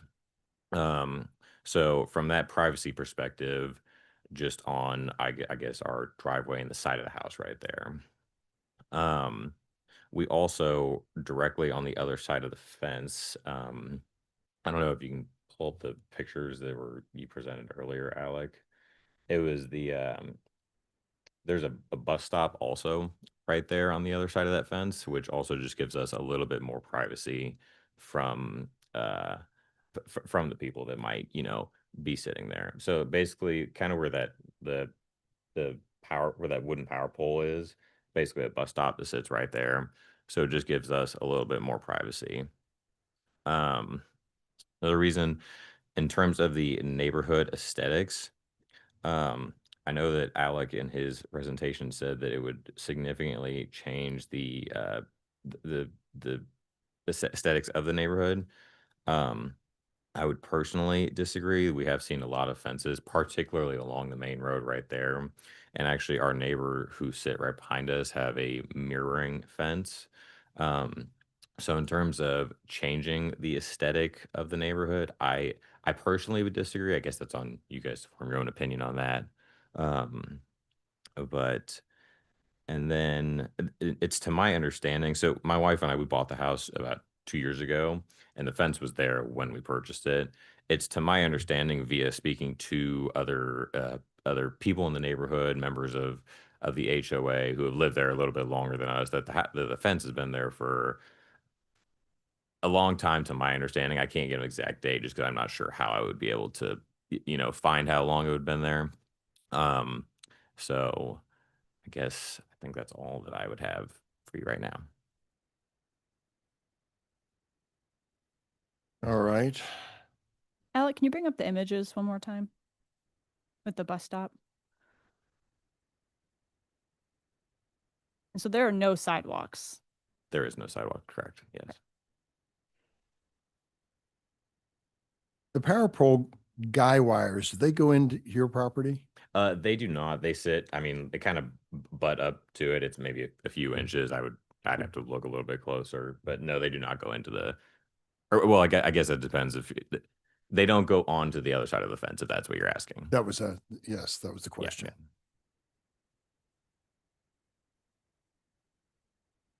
And I guess, I don't know if this may be a KCATA question and not for city staff, but for bus stops in particular, if they are not at a spot that they're required to provide a shelter, are there any other requirements in terms of adjacent properties?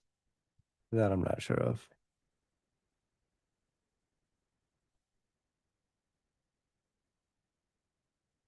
What do you mean requirements of adjacent properties? I feel oftentimes bus stops are either along a public sidewalk or near a business. It's not necessarily in just a grass strip. There's usually some sort of ideally an accessible spot to access the sidewalk. And I think in this case, since there's no sidewalk and there's kind of no boundary to have somebody maybe stand at that bus stop, since there is nothing to kind of guide some natural habits while you're waiting for the bus.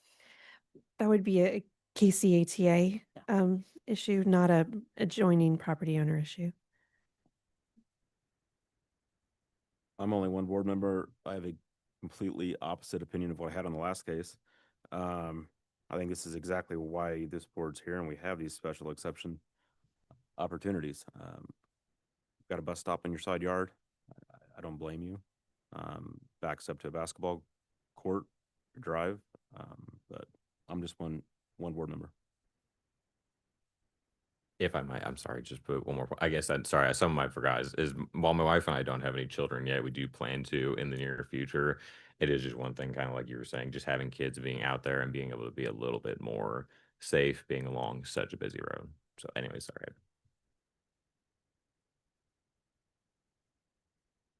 And the house behind you has a fence that joins yours?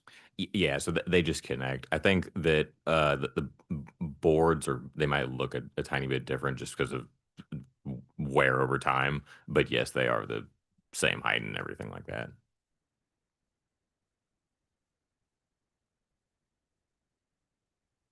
Public testimony? Yeah. Any with public testimony on this one? We had John. Come on up, John, to the microphone. Thank you very much for allowing me to come today. I have been living in Bridal Spur for 29 years. I've been on the HOA board for 24 years, I believe. I've been president for the last 6 years. And I'm here really to support what Mr. Minkoff is saying. We're not friends beforehand, just met them personally today, talked to them on the phone, but everything he said is so true. The fencing along Warnell behind them and theirs fits perfectly. It's a beautiful cemetery, slightly different color, but it's nothing. And it is, to what you said earlier, Mr. Meyer, it is so unique to our neighborhood. And I would have no problems with any of the other ones inside our neighborhood maybe being forced to change to code. But Mr. Minkoff's is right on Warnell Road. And we've had problems. You know, it's not a high crime area, but Warnell Road, I've had a business on Warnell Road for 40 years. And Warnell Road at night's a different thing no matter where you are.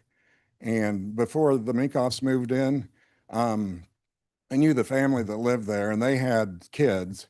And before they built this fence higher, they were getting yells from or from cars passing by, people walking by. We even had, this sounds, I'm not trying to make this sound horrible, but we had maybe 10, 15 years ago, someone just wandered off Warnell Road into the Woodbridge area at 129th and Warnell and saw the door was open, the back door was easy to get to, and there ended up being 2 murders there. So that always sticks with me. You know, I think families being there. He's got to have some protection. He can't have just a little short fence, you know. But you know, what he says is true. I have backing the people he said that wrote on Facebook. I kind of represent those because I heard from them too, and they have full support. It just fits what's needed there. The bus line is there. People like he says that you wouldn't think it would be a high traffic for homeless, but we have several just walked from down at 435 across our neighborhood, and he needs protection.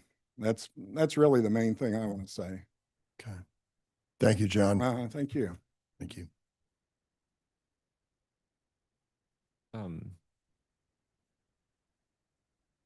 I guess to emphasize for these fence cases, the word special and special exception, meaning some sort of differing circumstances that would require, you know, this deviation. We actually approved a special exception for a 6-foot fence on Warnell, I'm pretty sure, a few meetings ago. Right, we did. And the special condition there was a significant grade change that prevented any sort of buffer, really.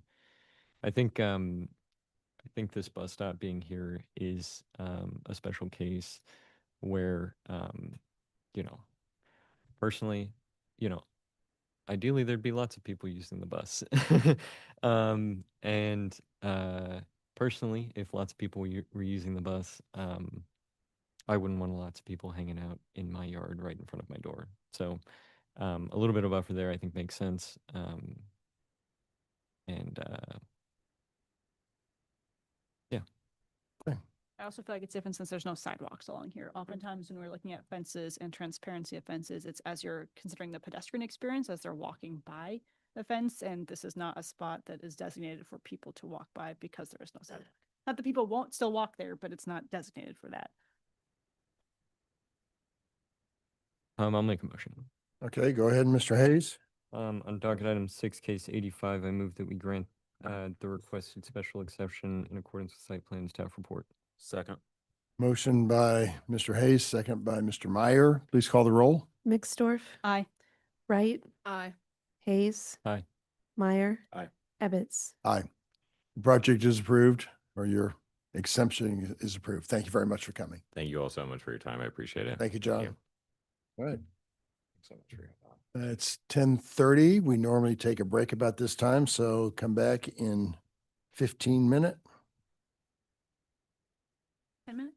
Yeah, 10 minutes at 10:45. Perfect. Yeah. All right, we're reducing them. I know. Gotta get out of here. Recording stop.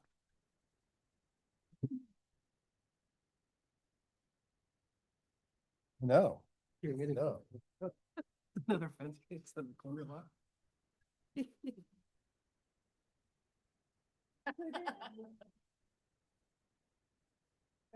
That other case, like.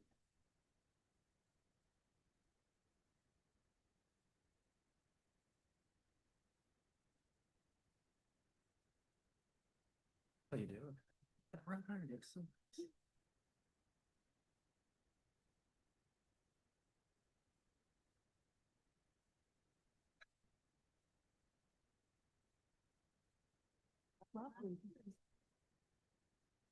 Right, yeah, you could see all the, right, yeah. Previous owners.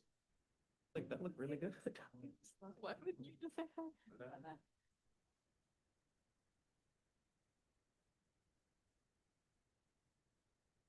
Are you gonna give Right, yeah. I mean, it looks terrible compared to, I mean,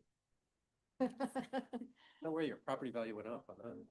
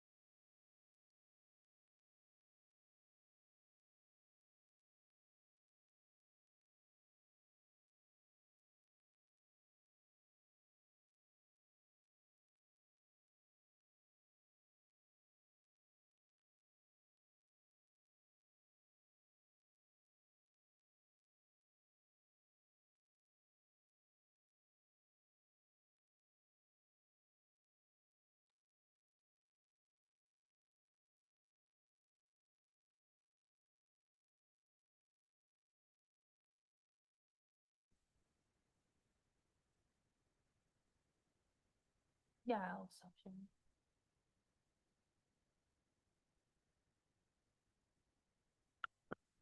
All right, Sarah, back from the break. What's our next case? Our next case is docket item number 8. It's case CD BZA 2025-59, a request to approve a variance to the accessory building standards to permit a detached garage on a through lot, plus any other needed variances in an R 7.5 zoning district on about 2.2 acres, generally located at 8380 East 67th Street. Stephanie Zaldari is the staff planner for this case. If you would, or a member of the public would like to speak on this case, please raise your hand online or approach the microphone on the podium to be sworn in.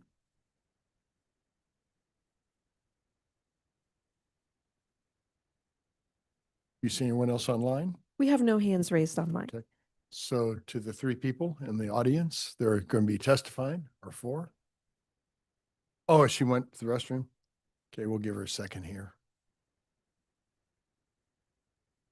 Actually, I don't, I'll swear her in when she comes back. So raise your right hands. Do you solemnly swear or affirm to tell the truth and nothing but the truth in this meeting today? If so, please state I do with your name and address. Let's start with you first. I do. Gregory Burns, 8308 East 67th Street, Kansas City, Missouri, 64133. Thank you, Mr. Burns. I do. Warren Wagaman, 8300 East 67th Street. I do. Ron Roundtree, 8318 East 66th Street, KCMO. And Warren and Ron, are you in support or opposition of this? Opposition. Okay, thank you, sir. We'll give you a chance to testify after we hear from the applicant. Sir, Mr. Burns, there's a list of administrative exhibits labeled 1 to 10 that we need to admit for your case today. Do you have any questions on those exhibits, and do I have your permission to admit them? No questions, and yes, you do. Okay, thank you. Those are Question about the exhibit for Stephanie quick. So I see all in the staff report, there's all the neighbor support, and then there was one notary. So all of those letters under that single notarization. Yeah. okay. Thank you. Part of the exhibits is a presentation by Ms. Saldari on your case. Stephanie, please tell us about it.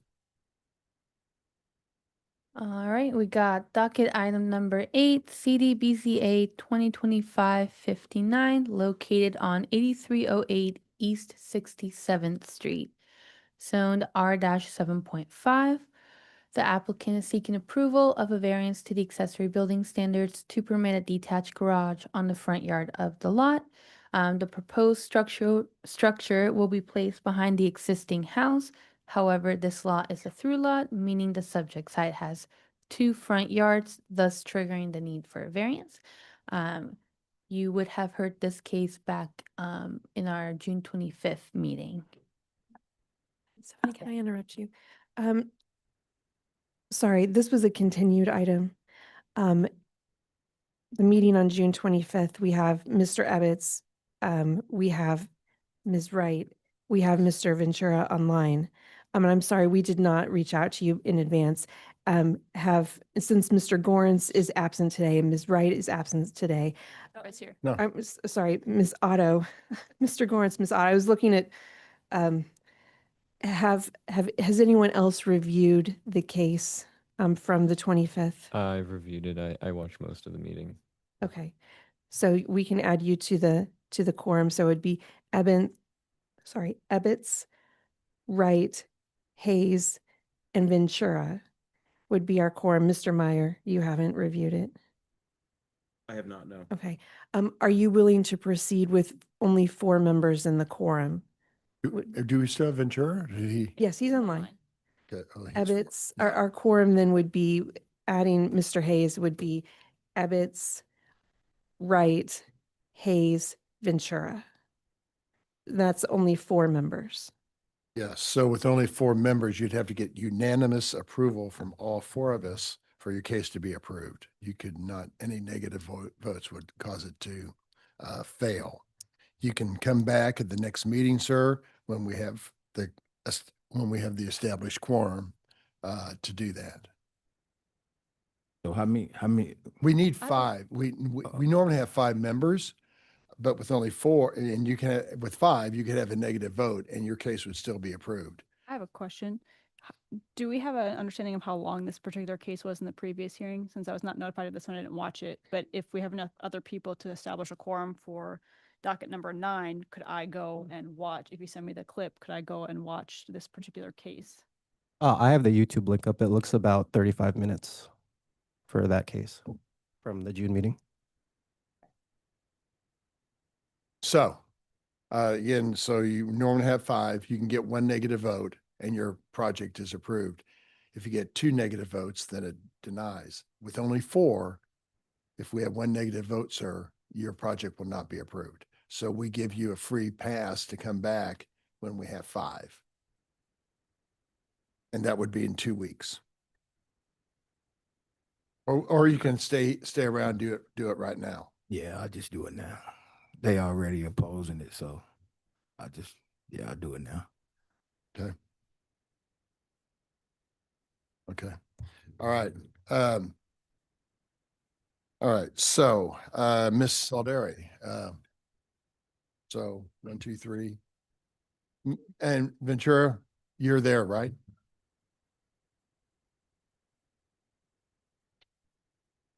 Yeah. Mr. Ventura, he's online. Okay. You're on mute though, so we can't hear you. Just want to be sure you're there. All right, Stephanie, please tell us about the case. Okay. So, yeah, so this is for an accessory structure on a through lot. So, oh, I think I forgot to update this again where it's located because that's not where the site is located. I'm sorry. But this is of James A. Reed and between 67th and 66th Street. And so I'll just explain again. A through lot is basically a lot that is fronting 2 streets opposite of each other, so it creates 2 front yards. And this is just a photo of the front of the property, or yes. And last time the board asked the applicant to bring a more detailed site plan, so the applicant provided this site plan. Here is just zoomed in to where the garage will be placed. For better viewing. So there will be a 20-foot wide driveway coming from 66 that will be concrete, and it looks like it will go around to the south side of the garage, and also another one that will go to the north side of the garage. And this is going to be a 3-car garage, 60 by 60 feet. And this is just a rendering of the garage. It's going to be 16 feet tall. And another rendering.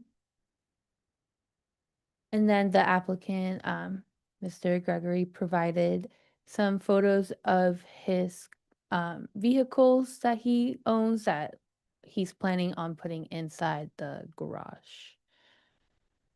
And these are also in the staff report as well. So the variance request is a variance to the accessory building standards to permit a detached garage on the front yard of a through lot on the subject site. This is considered a complete deviation. A change to the character of the neighborhood is not anticipated only because the property to the east is also a through lot with accessory structures behind the primary building. However, these buildings were bid prior to Chapter 88, and they had different standards on accessory structures. Can the difficulty be obviated through a change in the sign? No, because the lot is fronting 1 street at each end. So anywhere this building is placed would be the front yard. And last time I didn't add this, but this is just our definition in Chapter 88 of a through lot. So it just says on through lots, Both opposing street lines are considered from property lines and front setback standards apply. Rear setback standards do not apply. So this means there is no rear yard essentially. And that concludes my presentation. Thank you, Ms. Stephanie. Board members, do you have any questions of Ms. Saldari? Hearing none. All right. So, Mr. Burns, why should we approve your request today, sir? I'm just trying to put my belongings in the garage in my backyard. It's like she said, it's not changing the character of the neighborhood, and it's gonna match the home. I actually gave her the actual way it's gonna look. It's gonna match the home. It adds to the property, not take away from it. And I just want to put my things in a garage in my backyard and not just have them just sitting around collecting fines. Right. I'm well within the 10% of, by the definition, I can almost build a 10,000 square foot building. I'm way less than that. I can build like 9,700 by the code, 10% of my property, and I'm well below that. I'm not trying to go higher or anything like that than I'm normally supposed to go. Just want to be able to build the building. I didn't know about I have 2 front yards. I didn't understand that. All right.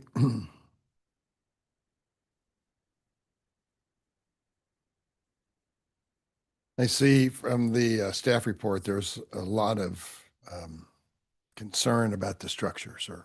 I'm just one board member, but there's a lot of concern from the neighborhood about your project. All right. Also, as she said, I'm sorry. Yeah, As no. she said, my neighbor has 2 structures behind, even though they're old and they're grandfathered in. He has 2 structures behind his home to the west of me. Right. And like I say, those are already pre-existing, so to speak. So, Mr. Warren and Mr. Ron, why don't you come on up and tell us your concerns? And I think there was another lady who had concerns, and we'll swear you in just a second.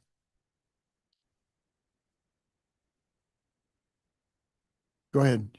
Whoever wants to go first. Okay, I'm Warren Wagaman. My problem essentially is through the years, every time the mention of a garage has come up, it's been for the dump truck. And the dump truck since then has turned into multiple dump trucks. And until he applied for the variance, this was the first I heard about wanting a garage to put his toys in. So I don't know what to believe, but what I do know is there's been a lot of commercial trucks stored in the backyard the last few years, and the last year, vehicles coming and going. And it's really about a matter of trust of what his intent is for me. And then the other part of it that bothers me is he's talked for years about wanting a privacy fence, and that's the other thing. I didn't buy my 2-acre yard to look at a wall. I've always enjoyed a nice view of trees and grass, and it was one of the things that attracted me to buy the place. I've lived there since '97 and owned it since '04. And someday I would like to get the fencing issue resolved, but we've just always disagreed on what we want. I like it the way it is. The existing fence is getting old, and I'd like to address it, but we just want completely different things. I see his existing drawing showing a privacy fence 3 foot inside the existing fence. It's just going to be weeds, and I'm still going to have to look at a wall. I just don't have the faith that I don't know what to say. All right. Thank you, Warren. I appreciate it. Anybody have questions of Warren? Come on up, Ron. Ron Roundtree. When I was surprised when I saw that the sign went up about this project being, started, Mr. Burns has not contacted or talked to anybody on our street on East 66th. He never knocked on the door and said, hey, this is what I'm thinking I want to do. So what the impression I get from Mr. Burns is that it's my property, I'll do what the heck I want to do. And that just doesn't fly, especially what I see. The way you want to change the look of the neighborhood, the way you want to change and add additional traffic and on that street that's so small. I worry also about the dump trucks because once it gets done, maybe you're saying that now no dump trucks will be there, but I don't have any faith in what he's saying because he'd never even contacted anyone on our street about his project. Sit down and talk, have a cup of coffee, say, hey, this is what I'd like to do, but nothing at all. And so that's my main concern, and I really want to continue to have a nice street where people can walk their dogs and have their kids ride their bicycles without a bunch of traffic coming through or dump truck noise. And that's my concern. All right. Thank you, sir. I appreciate your testimony. Ladies, did you want to come on up? Got to swear you in.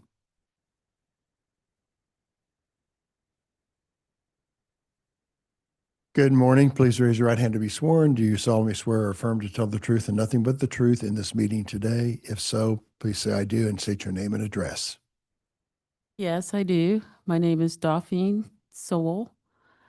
I live at 8314 East 67th Street, KCMO 64133. I live to the east of Mr. Burns. I am very much opposed to this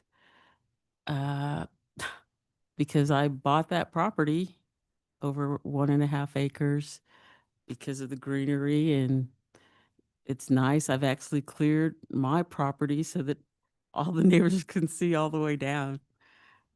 So it's opened up a little bit. The biggest issue I have is that they use that home for a business. They don't live there. They have other addresses. I don't trust Mr. Burns to keep his word about keeping the heavy moving equipment there. I filed a complaint about that and they were slow to change it. I just think the character of the neighborhood would change. In fact, the Google pictures that you showed do not show the fact that he's already cleared out all the wooded area in the back of his property, which I guess it would be a front yard. That was the first clue that we all had that something was changing. And I asked her, because they communicate with him more, what's he planning to do? And she told me, and I said, well, hell, we might as well have a quick trip in the middle of this neighborhood. Seriously, if he's going to have vehicles coming in and out like that, either the front or the back. I was upset because they were coming next to my fence, and it was disruptive. Those things were tons, and our street isn't built for that. So that's the issue that I have. Thank you for considering this case. Thank you. All right. Board members, any other questions? Comments? I suppose a question for the applicant. Are you living on this property? Yes, that's the reason I'm moving all my stuff over to this property. I do live here. It was my mom's property. They died. I'm trying to fix the property up to move all my things over there to be in one central location.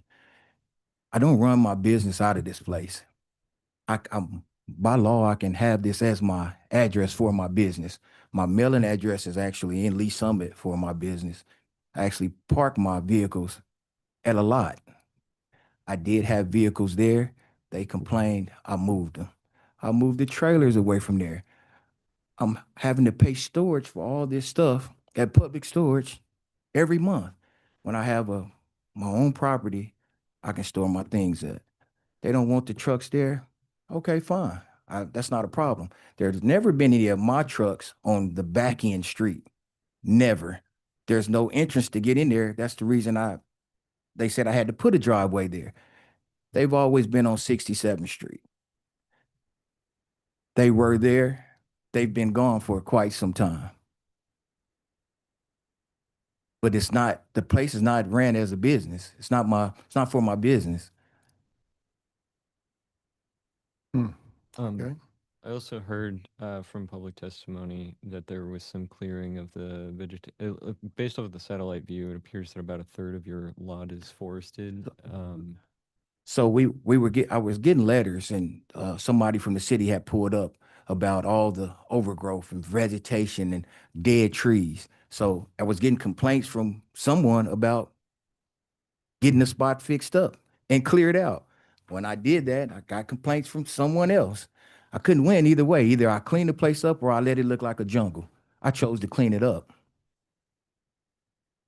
So, about how much of the lot currently has that, I would call it forest? Just the outside now. Okay. So there's a clearing between the property and 66th Street. Yes, sir. Okay.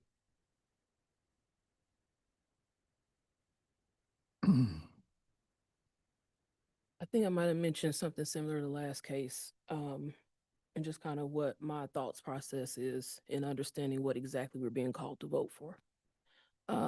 This is also too about respecting property rights. He has the right to do what he can do with it for his property within the boundaries of what code allows. But it also comes to you have to respect and build trust for your neighbors and what's going on. I think a lot of this probably wouldn't have occurred had there been previous discussions about how you plan on removing your dump trucks, doing things right, and then working with them to ensure that you're establishing a clean organization of your vehicles at that price. Okay.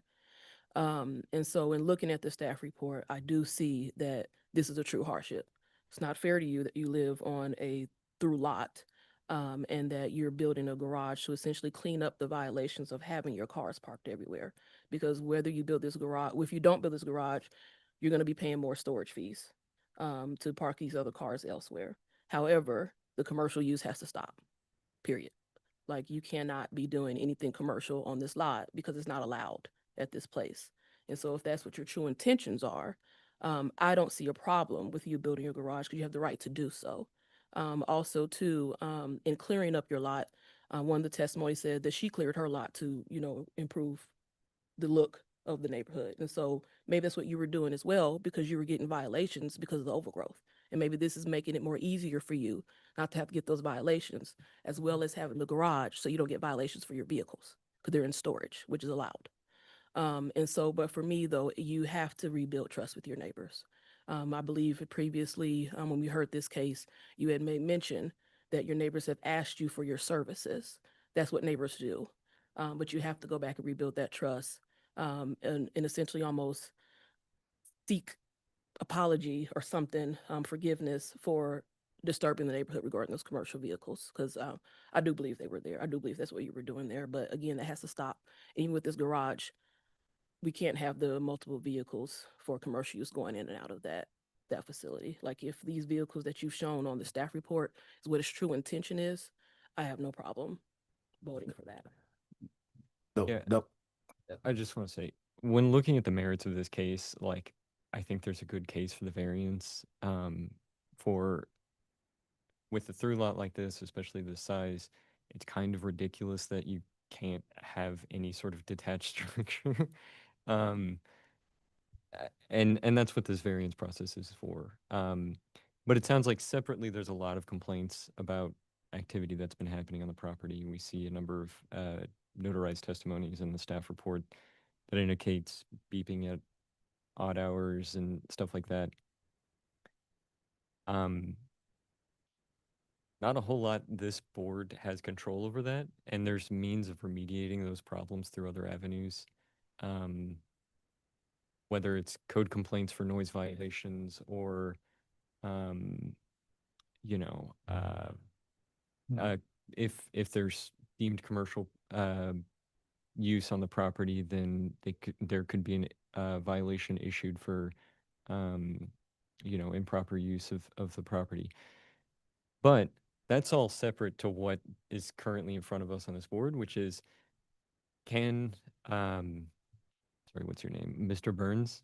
Can Mr. Burns put a garage on his property?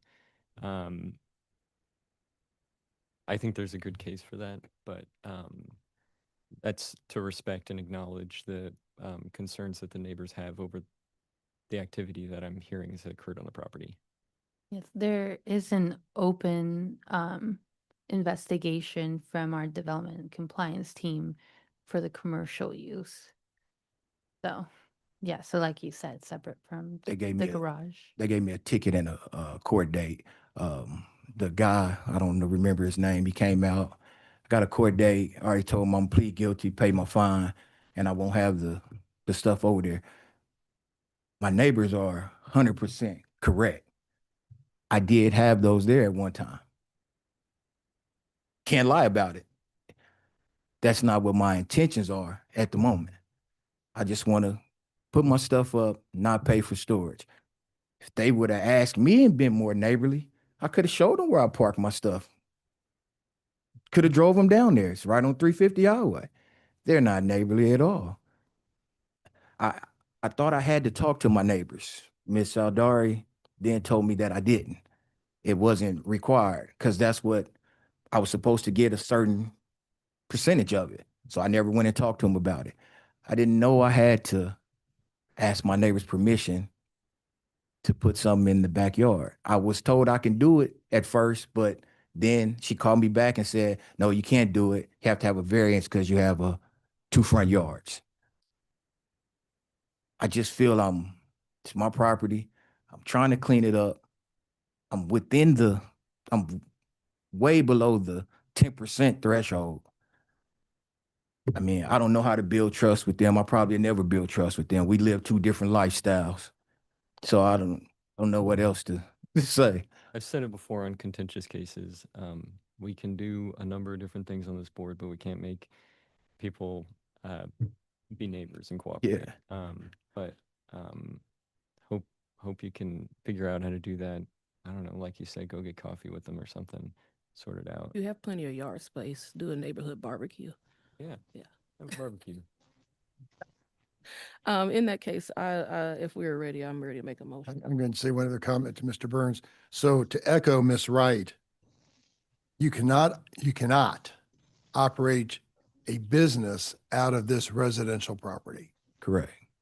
I want to make sure you understand that, because that would be a true violation. You're going to have fines and tickets and who knows what else coming at you. Something called an MCS 150. They has through the state of Missouri, has my exact business location on it.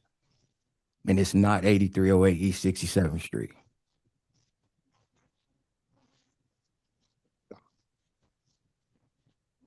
Okay. Sorry, Ms. Wright.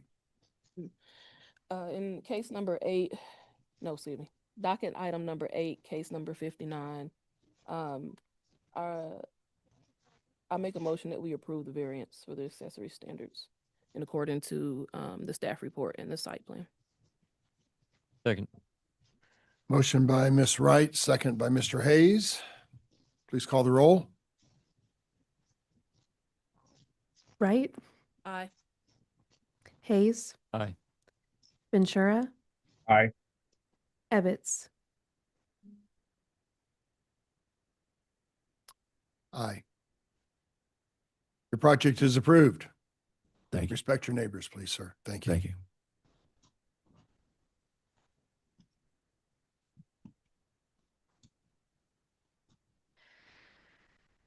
Ready for the next case? Yes. He lied Docket- to you guys. He doesn't live there. He has Ma'am. business there. Stop.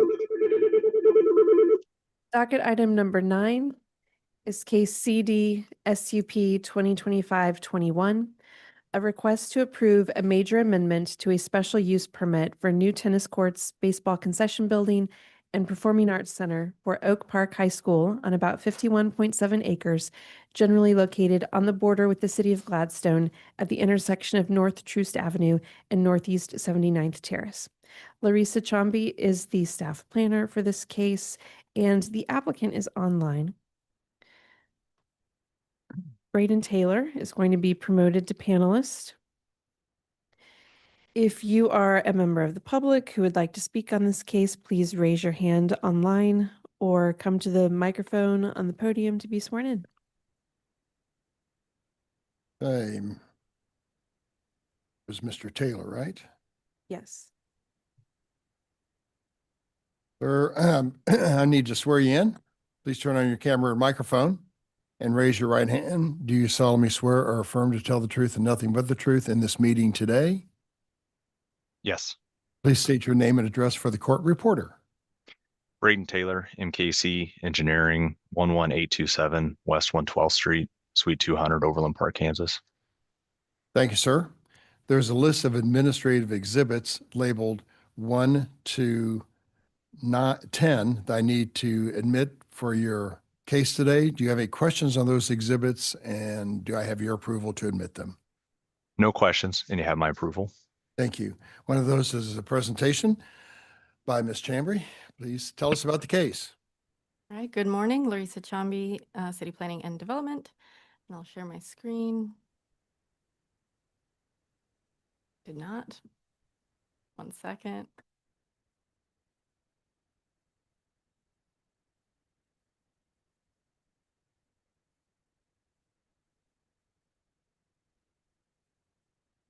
All right, this is a major amendment to the, I think it's sharing now, to the Oak Park High School at 825 Northeast 79th Terrace. So normally when it shares, it does show on both screens unless that's a change. It's not sharing. Sorry to interrupt. It's okay. I can try again. There you go. Perfect. All right.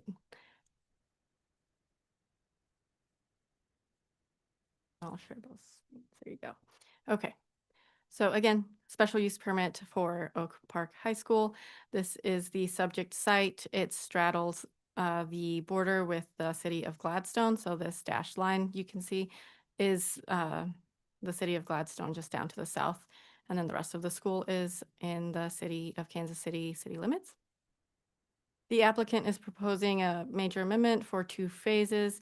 The first phase contains the concession stand here in the northeast corner, and then the tennis courts in the southeast corner. And phase 2 will include a performing arts center. The tennis courts are currently located where this performing arts center is proposed, and so that's why they're moving them just further south. So phase 1 includes a concession stand that's about 646 square feet and 27 feet tall. The first floor includes a concession stand, and the second floor is a press box. And then the tennis courts include 8 courts, and you can see it's split into 3, 2, and 3 courts. Each grouping is surrounded by a 10-foot tall fence. And here are some elevations of the concession stand. And phase 2 will contain a performing arts center, about 34,000 square feet and 40 feet tall. And the applicant did submit a list of materials they are considering using, and then additionally a list of prohibited materials. The applicant did increase the amount of landscaping along North Troost and surrounding the concession stand. For this request, the applicant needs to receive approval of a variance to the accessory structure in the front yard. That's the concession stand. So this is a complete deviation to that standard. A substantial change to the character of the neighborhood is not anticipated, and the difficulty cannot be obviated by relocating the structure, as it's meant to be used as accessory to the baseball fields, which are already existing on that eastern corner of the property. And the concession stand has also increased the pedestrian connectivity and added sidewalks to the existing sidewalk and crosswalks to the school. The applicant is also required to get a special exception for those 10-foot tall fences. It's a 66% change from what's allowed on a residential property. Again, a substantial change to the character of the neighborhood is not anticipated. The difficulty can be obviated by a change in design. However, the proposed height does provide safety and keeps the tennis balls within the tennis court and is typical of a proposal like this. So just some pictures of the site. This includes the entire school from Northeast 79th Street. And then here's a view from Northeast 79th Street looking at the baseball fields. And then this circle is where that concession stand will go behind the existing tree. And then a view from North Troost looking at the football field. And the circle again shows where those tennis courts will go.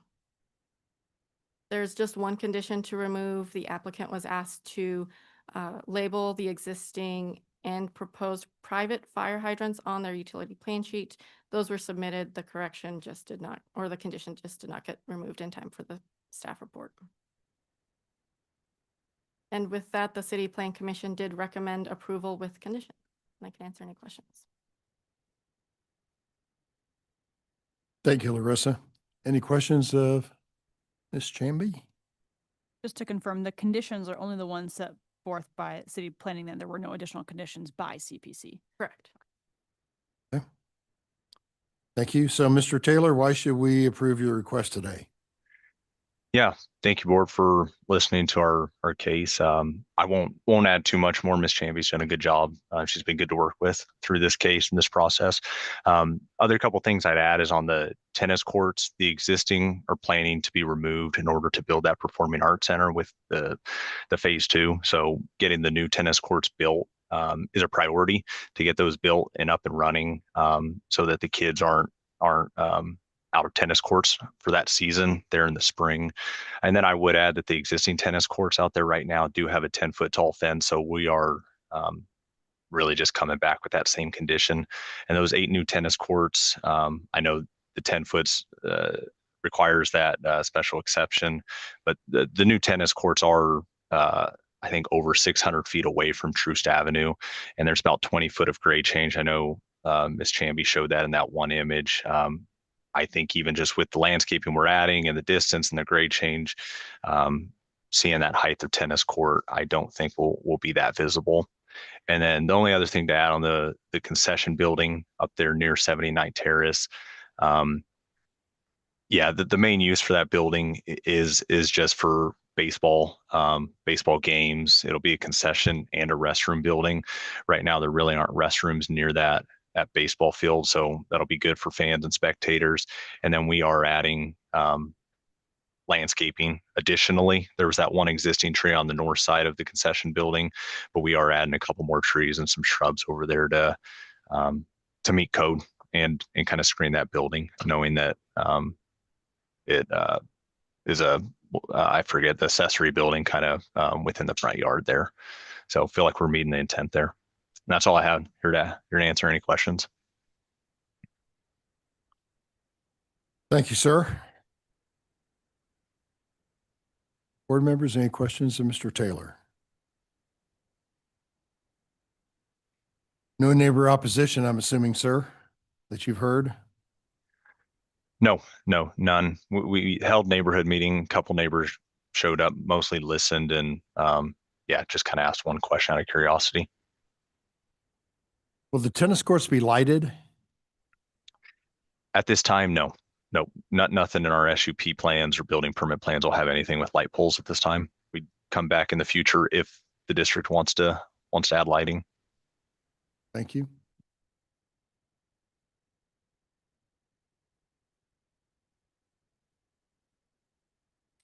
Seems fairly straightforward. I'll offer a motion.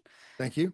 In case number 21, I move we grant the applicant's request in accordance with site plan, staff report, and the conditions therein, excluding or removing number 14.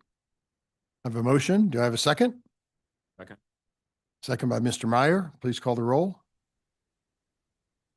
Mixdorf? Aye. Wright? Aye. Hayes? Aye. Meyer? Aye. Ebbets? Aye. Your project is approved, Mr. Taylor. Thanks for coming before us. Have a great day. Yep. Thank you, board. You too. That concludes our meeting of the day. We are, do you guys have any comment in the back seats? You just, no, okay. Meeting is adjourned. Thank you.